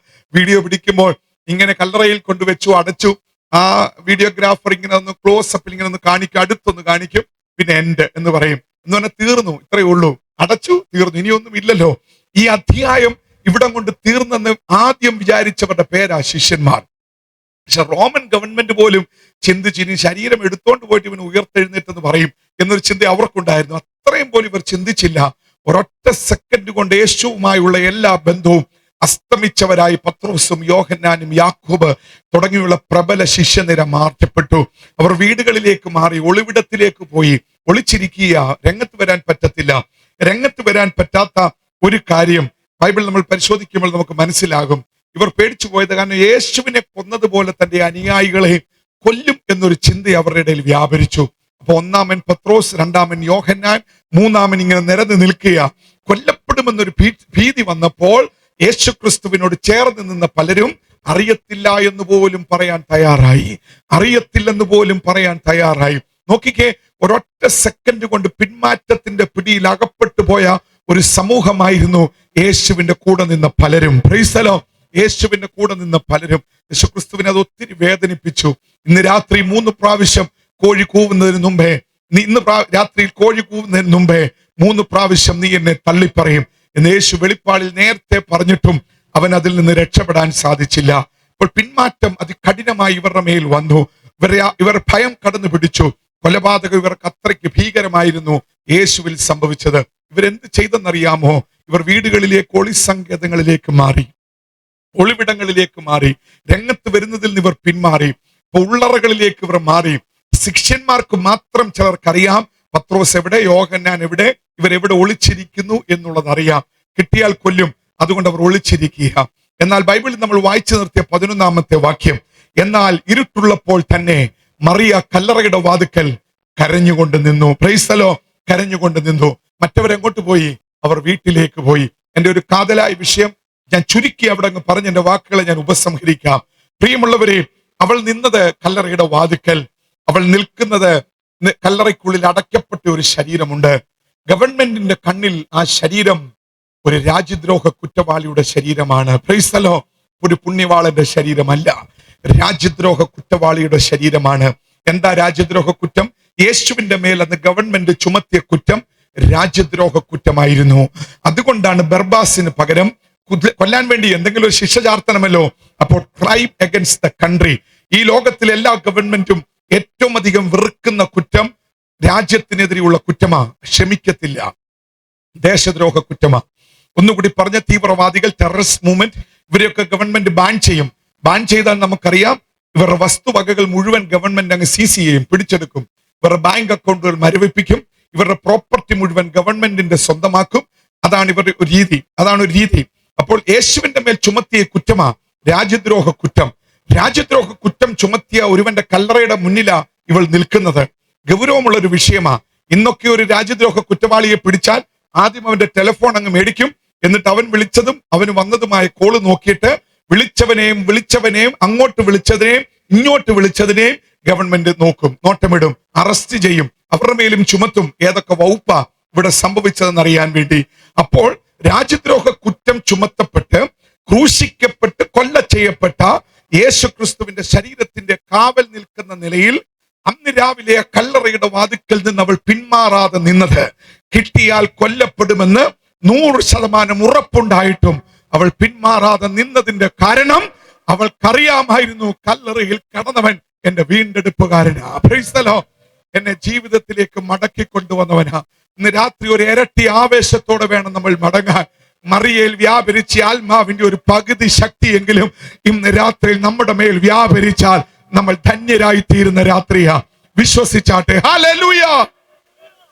അവൾ പിന്മാറിയില്ല, അവൾ അവിടെ തന്നെ കരഞ്ഞുകൊണ്ട് നിന്നു. രണ്ടാമത്തെ ഒരു പ്രധാന വിഷയം, അവൾ ഒരു സ്ത്രീയാണ്. ഒരു സ്ത്രീയെ സംബന്ധിച്ചിടത്തോളം പരസ്യമായി രംഗത്ത് വരാൻ പറ്റാത്ത ഒരു കൾച്ചറാണ്, സംസ്കാരമാണെന്നുള്ളത് നിങ്ങൾക്കറിയാം. ബൈബിൾ പറയുന്നുണ്ട് ജൂവിഷ് സിസ്റ്റം മെയിൽ ഓറിയന്റഡ് സിസ്റ്റമാണ്. അതുകൊണ്ട് ഒരു സ്ത്രീയെ സംബന്ധിച്ചിടത്തോളം അവൾക്ക് ഒരിക്കലും പുറത്തു വരാൻ, ഒറ്റയ്ക്ക് വരാൻ അനുവാദമില്ലാത്ത സമൂഹത്തിൽ ഇവൾ വന്നിരിക്കുന്നത് രാത്രിയാ. Price the Lord. രാത്രിയാ ഇവൾ വന്ന് നിൽക്കുന്നത്. പകൽ പോലും സ്ത്രീകൾക്ക് പരിമിതികളുള്ള ഒരു സമൂഹത്തിൽ ഇരുട്ടുള്ളപ്പോൾ ഒരു സ്ത്രീ ഒറ്റയ്ക്കൊരു സ്ഥലത്ത് നിൽക്കുന്നത് കണ്ടാൽ അവളുടെ മേൽ ചുമത്തപ്പെടുന്ന കുറ്റം മാരകമായിരിക്കും. ഒറ്റ വാക്കിൽ ഇത്രയേ ഉള്ളൂ, കല്ലെറിഞ്ഞു കൊല്ലാൻ പറഞ്ഞാൽ കല്ലെറിഞ്ഞു കൊല്ലുക തന്നെ ചെയ്യും. ഒരു സെക്കൻഡിനുള്ളിൽ അവളുടെ മേൽ കൂമ്പാരമായി കല്ലുകൾ പൊങ്ങും എന്നവൾക്ക് നല്ലതുപോലെ അറിയാമായിരുന്നിട്ടും, സ്ത്രീയാണ് താനെന്ന് തനിക്ക് സ്വയബോധമുണ്ടായിട്ടും കൊല്ലപ്പെടാൻ സാധ്യതയുണ്ടെന്നറിഞ്ഞിട്ടും അവൾ പിന്മാറാതെ നിന്നത്, അവളുടെ ജീവനേക്കാൾ അവൾ സ്നേഹിച്ചത് അവളുടെ രക്ഷകനെയായിരുന്നു. Praise the Lord. ഹല്ലേലൂയ. ചേർന്നൊന്ന് സ്തോത്രം ചെയ്താട്ടെ. പൗലോസിന്റെ പ്രസിദ്ധമായ ഒരു വാചകം, ജീവനായാലും മരണമായാലും വാളായാലും തടവറയായാലും അകത്തുള്ളതാണെങ്കിലും പുറത്തുള്ളതാണെങ്കിലും ക്രിസ്തുവിന്റെ സ്നേഹത്തിൽ നിന്ന് എന്നെ അടർത്തി മാറ്റുവാൻ ഒരു ശക്തിക്കും കഴിയത്തില്ല.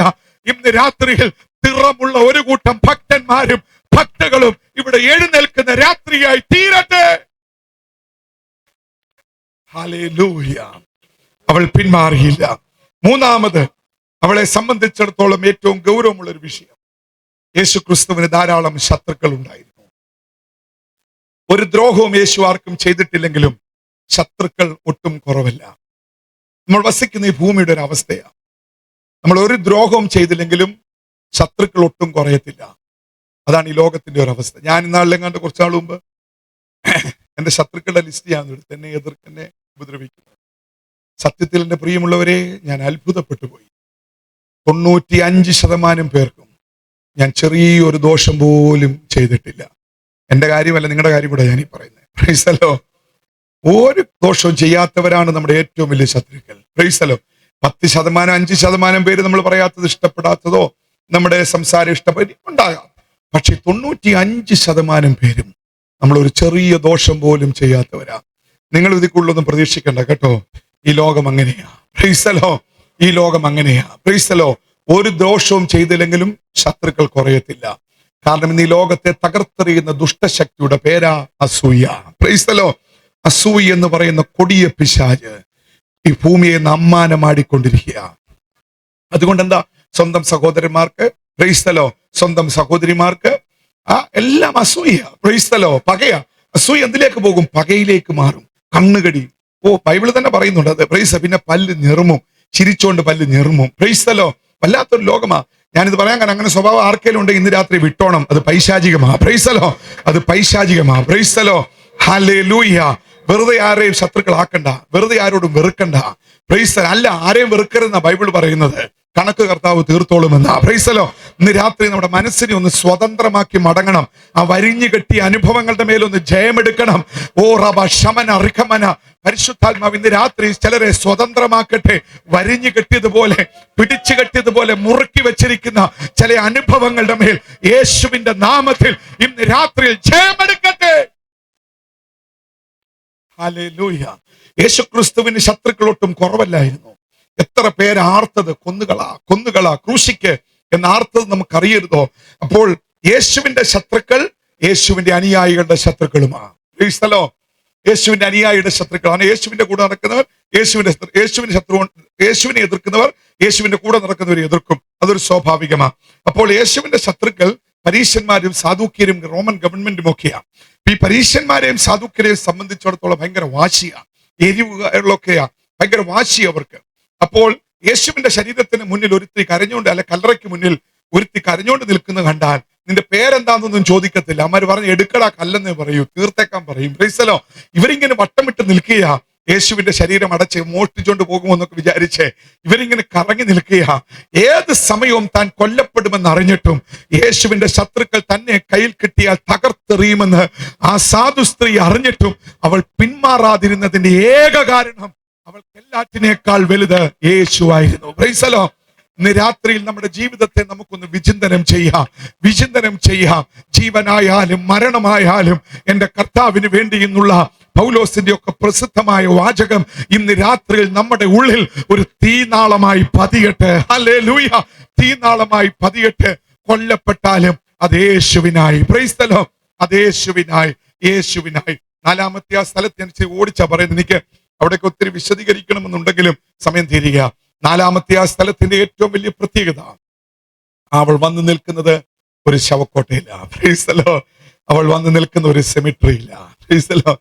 ഇന്ന് രാത്രിയിൽ ഒറ്റയ്ക്ക് ഇന്ന സ്ഥലത്തുള്ള ആ സെമിട്രി വരെ പോയിട്ട് 1 മണിക്കൂർ അവിടെ നിന്നിട്ടൊന്ന് വരാമോ എന്ന് ചോദിച്ചാൽ, പ്രൈസ് ദി ലോർഡ്, നമ്മൾ എത്ര പേർ തയ്യാറാകും? Price the Lord. എത്ര പേർ തയ്യാറാകും? ആ ആദ്യത്തെ ചൂടിന് നമ്മൾ ചില സഹോദരന്മാരോ ഞാൻ പോവും. അവിടെ കാണാൻ നിൽക്കുമ്പോൾ ഒരു ചെറിയ അനക്കം കേട്ടാൽ മതി. Price the Lord. പിന്നെ അവർ ഓടിയ സ്ഥലത്ത് പുല്ല് പോലും കളിക്കത്തില്ല. Price the Lord. സത്യമാ, ഞാൻ പറഞ്ഞ സത്യമാ. അപ്പോൾ ആ ഒരു സ്ത്രീ ഒരു ശവക്കോട്ടയിൽ ഒറ്റയ്ക്ക് നിൽക്കുക. ഞാൻ പേടിച്ചിട്ടുണ്ട്. ഞാൻ പേടിച്ചത് ഇതിങ്ങനെ തന്നെയാണ് പേടിച്ചത്. ഞാൻ ഒരിക്കൽ വളരെ ദൂരെ ഒരു കൊട്ടാരക്കരയ്ക്ക് അടുത്തൊരു സ്ഥലമാണ് എൻ്റെ പിതാവിന്റെ വീട്. അപ്പൊ ഞാൻ കോളേജിൽ നിന്ന് ഒരു ദിവസം രാത്രി പോയി താമസിച്ചു പോയി. 9:30-10 മണിയൊക്കെ ആയി. അപ്പോൾ ഞാൻ അവിടെ നിന്ന് കത്തോലിക്ക പള്ളിയുടെ ഫ്രണ്ടിൽ കൂടി ഇങ്ങനെ കയറിയ എളുപ്പമാണ്, അല്ലെ ഒത്തിരി ഇങ്ങനെ കറങ്ങണം, ഒത്തിരി നടക്കണം. അപ്പൊ ഞാൻ ക്ഷീണിച്ചു, രാത്രിയായില്ലേ. അപ്പൊ ഇങ്ങനെ കുറച്ച് സ്റ്റെപ്പ് കയറി പള്ളിമുറ്റത്തോട് അങ്ങോട്ട് ഇറങ്ങിയാൽ ഇങ്ങനെ വളഞ്ഞു വരുന്നത് ഇങ്ങനെ അങ്ങ് തീരും. അപ്പോൾ ശവക്കോട്ടയാന്ന് എനിക്കറിയാം. ഞാൻ ധൈര്യമൊക്കെ സംഭരിച്ചു. റോഡിൽ ഒരു ഹൈമാക്സ് ലൈറ്റ് ഒക്കെ അന്നത്തെ ഏറ്റവും പ്രകാശമുള്ള, അത് ഒത്തിരി വർഷങ്ങൾക്ക് മുമ്പ് ഒരു ലൈറ്റ് ഒക്കെ ഉണ്ട്. അപ്പൊ ഞാൻ പടി കയറിയപ്പോൾ 2 വശത്തും ചീവീടിന്റെ ഒച്ച, കല്ലറകൾ ഇങ്ങനെ കുരിശിങ്ങനെ പൊങ്ങി നിൽക്കുക, ഭീകരമായി ഇങ്ങനെ നിൽക്കുക. കത്തോലിക്ക പള്ളിയല്ലേ, അപ്പൊ പിന്നെ അതിന് കുറവല്ലോ ഉണ്ട്, ഇഷ്ടംപോലെ ഇങ്ങനെ അങ്ങ് നിരന്ന് നിൽക്കുക. അപ്പൊ ഞാൻ പതുക്കെ അങ്ങോട്ട് കയറി. ഞാൻ ഇങ്ങനെ നിർനിമേഷനായി ഇങ്ങനെ കയറി, ഇടത്തോട്ടും വലത്തോട്ടും നോക്കുന്നില്ല. ചെവി ശബ്ദങ്ങളൊക്കെ വരുന്നുണ്ട്. അപ്പൊ എന്റെ ധൈര്യം പതുക്കെ അങ്ങ് ചോർന്നു. അല്ലെങ്കിൽ ഞാൻ പിടിച്ചു കയറി പള്ളിമുറ്റത്ത് വരെ എത്തി. ഒത്തിരി പടിയുണ്ട്, ഒത്തിരി പടിയുണ്ട്. Price the Lord. അപ്പം ഞാൻ ബലം പിടിച്ച് അവിടെ വരെ എത്തി. പള്ളിമുറ്റത്തോട് ഞാൻ അങ്ങോട്ട് കയറിയപ്പോൾ നിരപ്പായി ഞാൻ ഇങ്ങനെ നടന്നു പോകുമ്പോൾ ഈ പള്ളിയിലോട്ട് ഞാൻ നോക്കിയപ്പോൾ എൻ്റെ പ്രിയമുള്ളവരെ, ഭീമാകാരമായ ഒരു രൂപം എൻ്റെ മുന്നിൽ ഇങ്ങനെ നിറഞ്ഞു നിൽക്കുക. സത്യത്തിൽ അന്ന് ഞാൻ പേടിച്ചതുപോലെ പിന്നെ ഇന്ന് വരെ ഞാൻ പേടിച്ചിട്ടില്ല. നിന്ന നിൽപ്പിൽ ഞാൻ വെട്ടി വേർത്തു. ശരീരം തളർന്നു പോയി. എന്ത് ചെയ്യും? ഓടാനുള്ള ബലമില്ല, തിരിഞ്ഞു നോക്കാൻ ധൈര്യമില്ല. അപ്പൊ ആകപ്പാട് ഞാൻ അങ്കലാപ്പിലായി. ഞാൻ അങ്ങ് നിയന്ത്രണമില്ലാതെ വേർക്കാൻ തുടങ്ങിയപ്പോൾ ഞാൻ എൻ്റെ കൈ പൊക്കി എൻ്റെ നെറ്റി ഇങ്ങനെ തുടച്ചു. അപ്പൊ ഞാനിങ്ങനെ പേടിച്ച് നോക്കിക്കൊണ്ട് ഞാനിങ്ങനെ കൈ പൊക്കി നെറ്റി തുടച്ചപ്പോ ആ രൂപം ഇങ്ങനെ കൈ പൊക്കി ഒന്ന് നെറ്റി തുടച്ചു. ഇങ്ങനെ ചെറിയൊരാശ്വാസം എൻ്റെ ഉള്ളിലുണ്ടായി. ഞാൻ ഈ കൈയെടുത്ത് ഇങ്ങനെ ഒന്ന് കുടഞ്ഞു. ആ രൂപം അങ്ങനെ കുടഞ്ഞു. അപ്പോഴെനിക്ക് കാര്യം പിടികിട്ടി. നിങ്ങളിൽ പലർക്കും ഇപ്പോഴും മനസ്സിലായിട്ടില്ല. പഞ്ചായത്ത് സ്ഥാപിച്ച ഭയങ്കര വെട്ടമുള്ള ഹാലജൻ ലൈറ്റ് എൻ്റെ ഈ വലിപ്പമുള്ള ശരീരത്തിന്റെ പുറകിൽ അടിച്ചിട്ട് എന്നെ 10 മടങ്ങ് വലിപ്പത്തിൽ നിഴലാക്കി അവിടെ നിർത്തിയതാ. പുറകിൽ വെട്ടമടിച്ചപ്പോൾ ആ നിഴലിനെ കണ്ട് ഞാൻ അവിടെ പേടിച്ചു. ലോകത്തിൽ എവിടെയെങ്കിലും ആരെങ്കിലും നിഴലിനെ കണ്ട് പേടിച്ചിട്ടുണ്ടോ? പിന്നെ ഞാൻ പേടിക്കാൻ കാരണം ഞാൻ നിന്നതൊരു ശവക്കോട്ടയില്ല. പ്രൈസ്, അത്രയും മതി, അത്രയും മതി. എനിക്ക് വന്ന ആശ്വാസം ഭയങ്കരമായിരുന്നു. നിങ്ങളിൽ പലരും ചിരിച്ചു, ഞാനും ചിരിച്ചു. പക്ഷെ ഈ അനുഭവത്തിൽ നമ്മൾ വന്നു കഴിയുമ്പോൾ ചിരിയുടെ അവസ്ഥ എന്താകുമെന്ന് ഊഹിക്കാൻ പോലും വയ്യ. അന്ന് രാത്രിയിൽ ആ കല്ലറയിൽ ഒരു സ്ത്രീ ഒറ്റയ്ക്ക് നിൽക്കുമ്പോൾ അവൾക്ക് എക്സ്ട്രാ ധൈര്യം ഉണ്ടായിട്ടല്ല, പ്രൈസ് ദി ലോർഡ്, പ്രത്യേക കഴിവുള്ള സ്ത്രീ ആയിട്ടല്ല, ജീവിതത്തിൽ തകർത്ത് തരിപ്പണമായ ഒരു വ്യക്തിയാ. പക്ഷെ യേശു ക്രിസ്തുവിൽ കൂടി ഒരു മടങ്ങി വരവുണ്ടായപ്പോൾ അവളുടെ ജീവിതത്തിൽ കർത്താവല്ലാതെ വേറെ ആരും ഇല്ലെന്നൊരു തീരുമാനമായിരുന്നു. യേശു അല്ലാതെ വേറെ ആരും വേണ്ടെന്നൊരു തീരുമാനമായിരുന്നു. ആ സാധു സ്ത്രീക്ക് അന്ന് രാത്രിയിൽ ആ ശവക്കോട്ടയിൽ ആ കല്ലറയുടെ മുന്നിൽ നിൽക്കാൻ ധൈര്യം നൽകിയത് അവളുടെ കർത്താവിലുള്ള വിശ്വാസമായിരുന്നു. എന്റെ കർത്താവില്ലെങ്കിൽ ഞാനും വേണ്ട. Price the Lord. എന്റെ കർത്താവില്ലെങ്കിൽ ഞാനും വേണ്ട. എല്ലാവരും കർത്താവിനെ ഒന്ന് സ്തുതിച്ചാട്ടെ. എത്ര ശ്രേഷ്ഠം ആ സ്ത്രീയുടെ ബൈബിളിലെ ആ മനോഹര ഭാഗം. എന്റെ പ്രിയ ദൈവമക്കളെ, ആ സാധു സ്ത്രീ ആ കല്ലറയുടെ മുന്നിൽ കരഞ്ഞുകൊണ്ട് നിന്നപ്പോൾ, പ്രൈസ് ദി ലോർഡ്, ഹല്ലേലൂയ, അവൾ ചെറിയൊരു കാൽപെരുമാറ്റം കേട്ടു. ആ കാൽപെരുമാറ്റം കേട്ടപ്പോൾ അവളുടെ ബുദ്ധി ഉണർന്നു. ആ ബുദ്ധി എന്തായിരുന്നു അറിയാമോ? ഇവിടെ ഇപ്പോൾ വരാൻ സാധ്യത ഈ തോട്ടത്തിന്റെ ഉടമസ്ഥനാ. ആരാ? അരിമത്തിയ ജോസഫ്. ഒരു പൊട്ടിത്തെറിയും തകർച്ചയും ഒക്കെ കേട്ടുകൊണ്ട് എന്ത് സംഭവിച്ചു എന്നറിയാൻ വേണ്ടി ചിലപ്പോൾ ഇവിടെ തകർന്നു കിടക്കുക. കല്ല് മാറിയിരിക്കുകയല്ലോ. 1.5 ടൺ ഭാരമുള്ള കല്ല, കൊച്ചു കല്ലല്ല. എത്ര പടയാളികൾ കൂട്ടിയാന്നറിയത് ഉരുട്ടി വെച്ചത്. അത് മാറി നിൽക്കണമെങ്കിൽ എന്തോ ഭീകരമായ ശക്തി അവിടെ ഇടപെട്ടിട്ടുണ്ട്. Praise the Lord. അല്ലെങ്കിൽ ആ കല്ല് മാറത്തില്ല. അപ്പോൾ എന്തെങ്കിലുമൊക്കെ കേട്ടുകൊണ്ട് ഉടമസ്ഥൻ വന്നതായിരിക്കുമെന്ന് വിചാരിച്ച് അവൾ തന്റെ പുറകിൽ കേട്ട കാൽപെരുമാറ്റത്തിന്റെ ഉടമയോട് ഇവൾ പറയുന്നൊരു വാചകമുണ്ട്: യജമാനനെ, എന്റെ കർത്താവിനെ നീ എവിടെ വെച്ചെന്ന് പറഞ്ഞാൽ, സ്ഥലം കാണിച്ചാൽ മതി, ഞാൻ അവനെ എടുത്തുകൊണ്ട് പൊക്കോളാം. Praise the Lord. യേശു മരിച്ചെന്നറിഞ്ഞിട്ടും ആ ശരീരത്തെ അവൾ ഉപേക്ഷിക്കാൻ തയ്യാറായില്ല. Praise the Lord. പക്ഷെ പത്രോസ് എന്തിയെ? യോഹന്നാൻ എന്തിയെ? നാട്ടുഭാഷയെ പറഞ്ഞാൽ വിൽസൺ പാസ്റ്റർ പദം പറഞ്ഞെന്ന് തോന്നുന്നു, മുങ്ങി. Price the Lord. അവർ മുങ്ങി. Price the Lord. അവർ കളം കാലിയാക്കി. ഇത്രയുള്ളായിരുന്നു വിശ്വാസം. ഇടിച്ചു നിൽക്കും, വരുമ്പം വാളൊക്കെ എടുക്കും. പക്ഷെ കാര്യത്തോടടുത്തപ്പം പട്ടപൂജ്യമായിരുന്നു. പട്ടപൂജ്യമായിരുന്നു. ഞാൻ ആദ്യമായി പണ്ടൊക്കെ കോളേജിലൊക്കെ പഠിക്കുമ്പോൾ പ്രൈവറ്റ് ബസ്സിൽ സഞ്ചരിച്ചിട്ടുണ്ട്. ഞാൻ ആദ്യം ഇംഗ്ലീഷിൽ കാണാൻ പഠിച്ചൊരു വാചകം ഇങ്ങനെ ഒരു വാചകമാണ്. അന്ന് ആ പ്രൈവറ്റ് ബസ്സിന്റെ മുകളിൽ കുറെ ഡ്രൈവറുടെ സീറ്റിന്റെ തൊട്ടുപുറകിൽ ആ കറുത്ത പേപ്പറിൽ, കറുത്ത സ്റ്റിക്കറിൽ വെള്ള സ്റ്റിക്കർ ഒട്ടി ചെയ്ത് വെച്ച വാചകമുണ്ട്. ആ വാചകം എന്നറിയാമോ? With God I am hero, without God I am zero.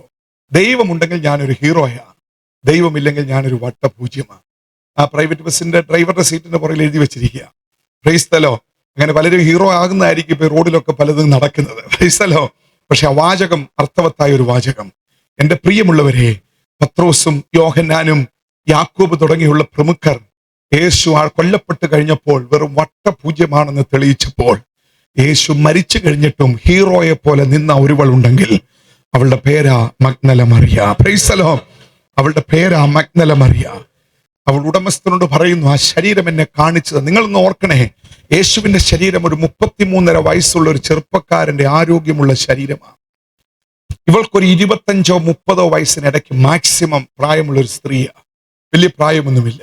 മഗ്ദല Mariya ഒരു 25 വയസ്സോ അല്ലെങ്കിൽ അതിൽ താഴെയോ അല്ലെങ്കിൽ ഒരു 30 വയസ്സ്, അതിൽ കൂടുതൽ പ്രായമുള്ള ഒരു സ്ത്രീയല്ല. ആ കൂട്ടത്തിലെ ഏറ്റവും യങ് ആയിരുന്നു അവൾ. ഇവൾ എങ്ങനെ ആ ശരീരം എടുക്കും? സാധിക്കത്തില്ല. ഇസ്തലോ, നടക്കുന്ന ഒരാളെ നമ്മൾ ഒറ്റയ്ക്ക് താങ്ങിയാൽ, കാലിന് സ്വാധീനം ഉണ്ടെങ്കിൽ താങ്ങിയാലോ കൊണ്ടുപോകാം. വീണ് കിടക്കുന്ന ഒരാളെ ഒറ്റയ്ക്ക് എങ്ങനെ എടുക്കും? സ്വാധീനമില്ലാതെ. അങ്ങനെയാണെങ്കിൽ മരിച്ച ഒരാളുടെ ശരീരം കേവലം ഈ പ്രായമുള്ള ഒരു സ്ത്രീ ഒറ്റയ്ക്ക് എങ്ങനെ ചുമക്കും? Price the Lord. അത് സാധിക്കത്തില്ലെന്ന് ശരീരം പറഞ്ഞാലും വൈദ്യശാസ്ത്രം പറഞ്ഞാലും യേശുവിലുള്ള അവളുടെ വിശ്വാസം ശക്തമായിരുന്നു. വിശ്വാസം ശക്തമായിരുന്നു. ഇവളുടെ ആ സ്നേഹത്തിന്റെ ആധിക്യം ഒരു സെക്കൻഡ് കൊണ്ട് തിരിച്ചറിഞ്ഞ് യേശു ചുരുക്കി നിർത്തുകയാണ്. അവിടെ നിന്നുകൊണ്ട് അവളെ വിളിച്ചു ഒരു വിളി. അനേക വർഷങ്ങൾക്ക് മുമ്പ് ആർക്കും വേണ്ടാത്തവളായി കടൽ തീരെ തലഞ്ഞു നടന്ന ഒരുവളെ തേടിച്ചെന്ന് അവളെ സ്നേഹിച്ചു മടക്കി കൊണ്ടുവന്നപ്പോൾ, അവളെ വിളിച്ചപ്പോൾ 1000 കുളിർമഴയായി അവളുടെ മനസ്സിൽ പെയ്തിറങ്ങിയ ഇമ്പമേറിയ ശബ്ദം അന്ന് രാത്രിയിൽ ആ കല്ലറയുടെ മുന്നിൽ അവളുടെ കാതിൽ മുഴങ്ങി, മറിയേ. അതിനർത്ഥം എന്താ? ഞാൻ നിന്നെ കൈവിട്ടിട്ടില്ല. Praise the Lord. കൈവിട്ടിട്ടില്ല. അവൾ ഒറ്റ അലർച്ചയായിരുന്നു, റബുനി എന്നുള്ള അലർച്ചയായിരുന്നു. യേശു ക്രിസ്തുവിനെ കണ്ടു കഴിഞ്ഞപ്പോൾ അവൾ തിരിച്ചോടി. താൻ ആദ്യം ദൂത് പറഞ്ഞ അതേ അപ്പോസ്തലന്മാരുടെ അടുക്കൽ ചെന്ന് പറഞ്ഞ വാചകം, അവൻ മരിച്ചിട്ടില്ല, അവൻ ഉയർത്തെഴുന്നേറ്റു. Praise the Lord. അവൻ മരിച്ചിട്ടില്ല, അവൻ ഉയർത്തെഴുന്നേറ്റു. ഒന്നുകൂടി പറഞ്ഞാൽ, യേശു ക്രിസ്തുവിന്റെ ഉയർപ്പിനെ ആദ്യം ഭൂമിയിൽ പ്രസംഗിച്ച വ്യക്തിയുടെ പേരാ മഗ്ദല മറിയ. Praise the Lord.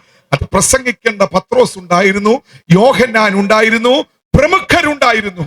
പക്ഷെ ഒരൊറ്റ സ്ത്രീക്കാണ് അതിനൊരു ഭാഗ്യമുണ്ടായത്. അവൻ ഉയർത്തെഴുന്നേറ്റു. അതുകൊണ്ടാണ് എക്സ്ട്രാ ബിബ്ലിക്കൽ കമന്ററിയിൽ ഇവളുടെ പേരിന് നേരെ എഴുതിയിരിക്കുന്ന വാചകം, apostle to the apostles. Praise the Lord. അപ്പോസ്തലന്മാരുടെ അപ്പോസ്തല. Praise the Lord. കാരണം ഇവളാ പറഞ്ഞത്, ഞങ്ങളുടെ കർത്താവ് ഉയർത്തെഴുന്നേറ്റു. Praise the Lord. എല്ലാവരും കർത്താവിനെ ഒന്ന് സ്തുതിച്ചാട്ടെ. ഇന്ന് രാത്രി കർത്താവിനെ ഒന്ന് സ്തുതിച്ചാട്ടെ.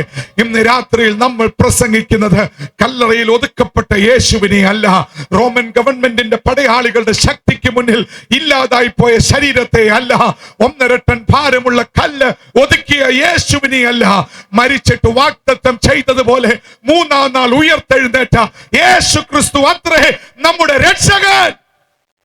ഞാൻ ഇന്ന് രാത്രിയിൽ എന്റെ പ്രസംഗം നിർത്തുന്നതിന് മുമ്പ് ഞാൻ ഈ സമൂഹത്തോടൊരു വാചകം പറയട്ടെ.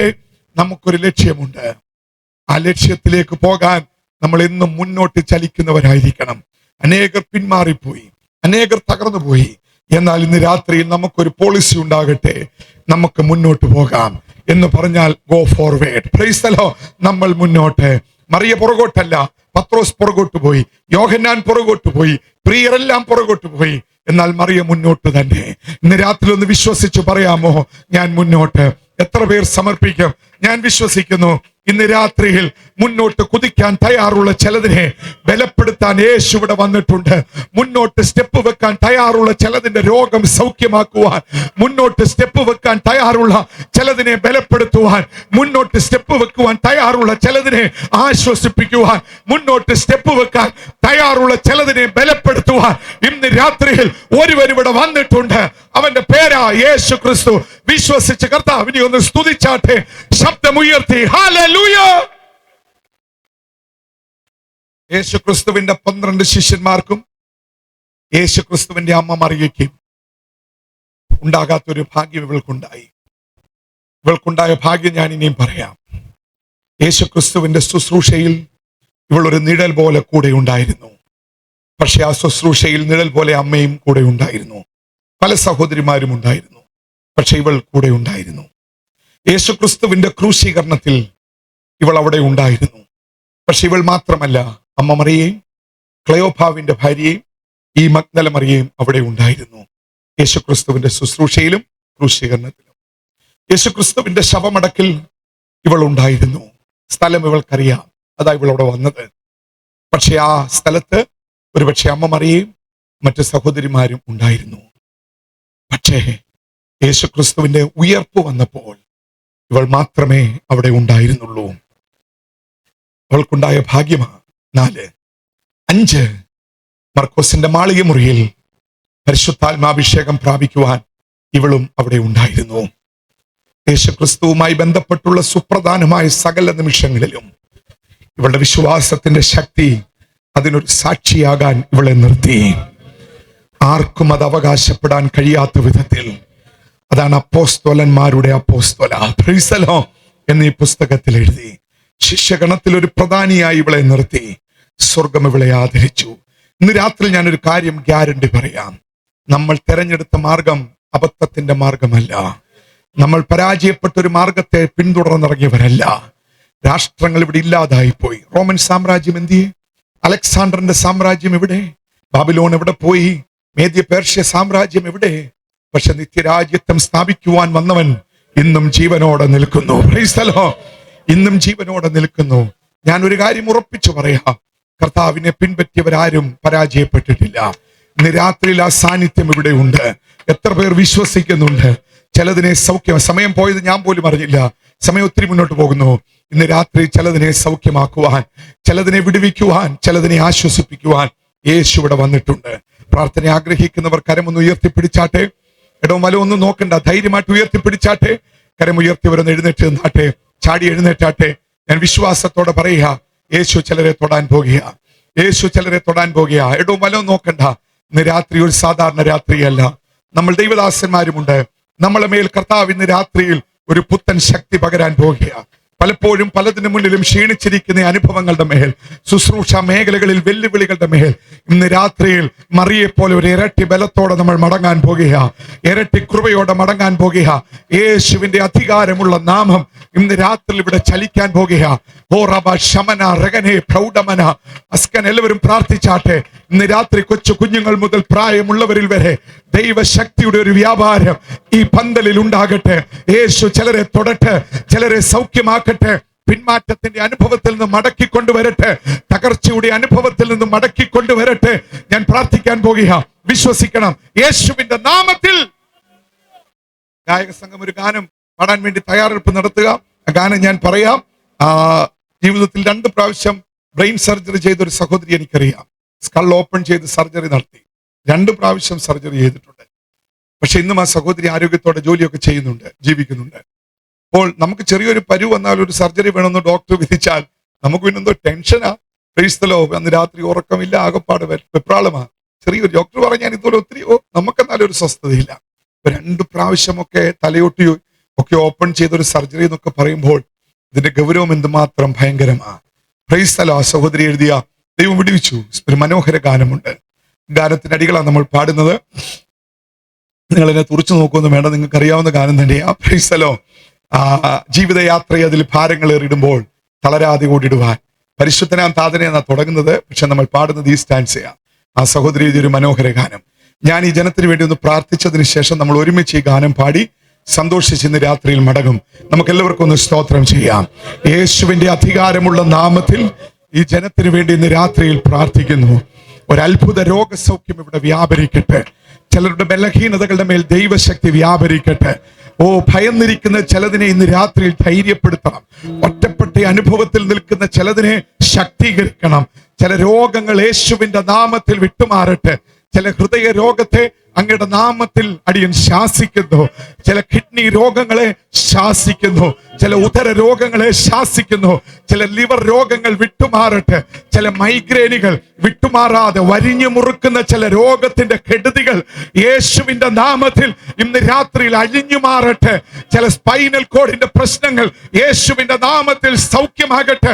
ചില നാഡീ സംബന്ധമായ രോഗങ്ങളിൽ ക്ഷീണിച്ചിരിക്കുന്ന ചിലരുടെ മേൽ, ചില അസ്ഥി രോഗങ്ങളുടെ മേൽ ക്ഷീണിച്ചിരിക്കുന്ന ചിലരുടെ മേൽ യേശുവിന്റെ അധികാരമുള്ള നാമത്തിൽ അങ്ങയുടെ കൃപയിൽ ശരണപ്പെട്ട് ഞങ്ങൾ ഒരുമിച്ച് പ്രാർത്ഥിച്ച് ജയമെടുക്കുന്നു. ദൈവശക്തിയുടെ വ്യാപാരം, ദൈവശക്തിയുടെ വ്യാപാരം ഇപ്പോൾ തന്നെ ഈ പന്തലിൽ വ്യാപരിക്കട്ടെ. അത്ഭുത സൗഖ്യങ്ങൾ ഇവിടെ നടക്കട്ടെ. കരങ്ങളെ അടിച്ചെല്ലാവരും കർത്താവിനെ ഒന്ന് സ്തുതിച്ചാട്ടെ. ഓ ഹല്ലേലൂയ. ജീവിതയാത്രയിൽ ഭാരങ്ങളേറിടുമ്പോൾ തളരാതെ ഓടിടുവാൻ തിരുകൃപ മതി എനിക്ക്. ഞാൻ വിശ്വസിക്കുന്നു ഈ ഗാനം ചിലരുടെ മേൽ ഒരു ദൈവശക്തി പകർന്നു നൽകുന്ന സമയമാ. വിശ്വസിക്ക്. കർത്താവ് ചിലരെ തൊടാൻ പോകുക.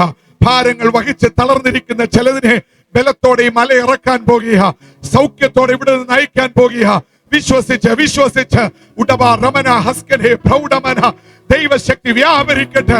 ബലഹീന ശരീരങ്ങളുടെ മേൽ യേശുവിന്റെ അധികാരമുള്ള നാമത്തിൽ ദൈവശക്തിയുടെ വ്യാപാരം. ഓ ഹല്ലേലൂയ. ജീവിതയാത്രയാതിൽ ഭാരങ്ങളെ ീടുമ്പോ തളരാതെ ഓടിടുവാൻ തിരുകൃപ മതി. എല്ലാവരും ചേർത്ത് പാടാം. ജീവിതയാത്രയാതിൽ ഭാരങ്ങളെ ീടുമ്പോ തളരാതെ ഓടിടുവാൻ. ഹല്ലേലൂയ. തിരുകൃപ മതി.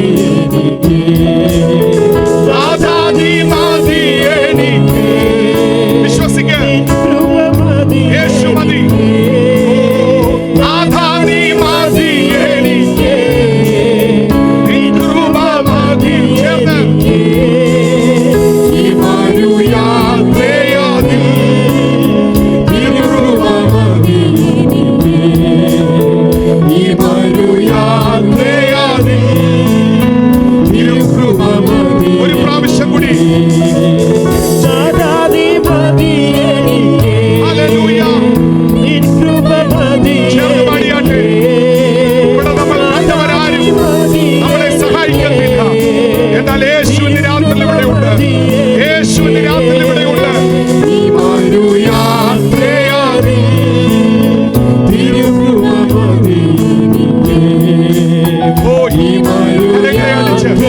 കരങ്ങളെ അടിച്ച് ചേർന്ന് പാടാം. ജീവിതയാത്രയിൽ ചേർന്ന്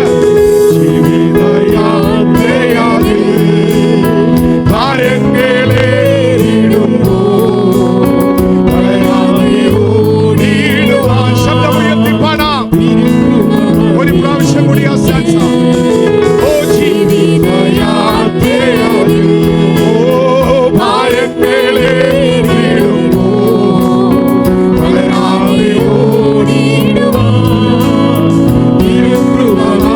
ചേർന്ന് പാടാം. നാദാനി ഓ നാദാനി മാധി ഹല്ലേലൂയ.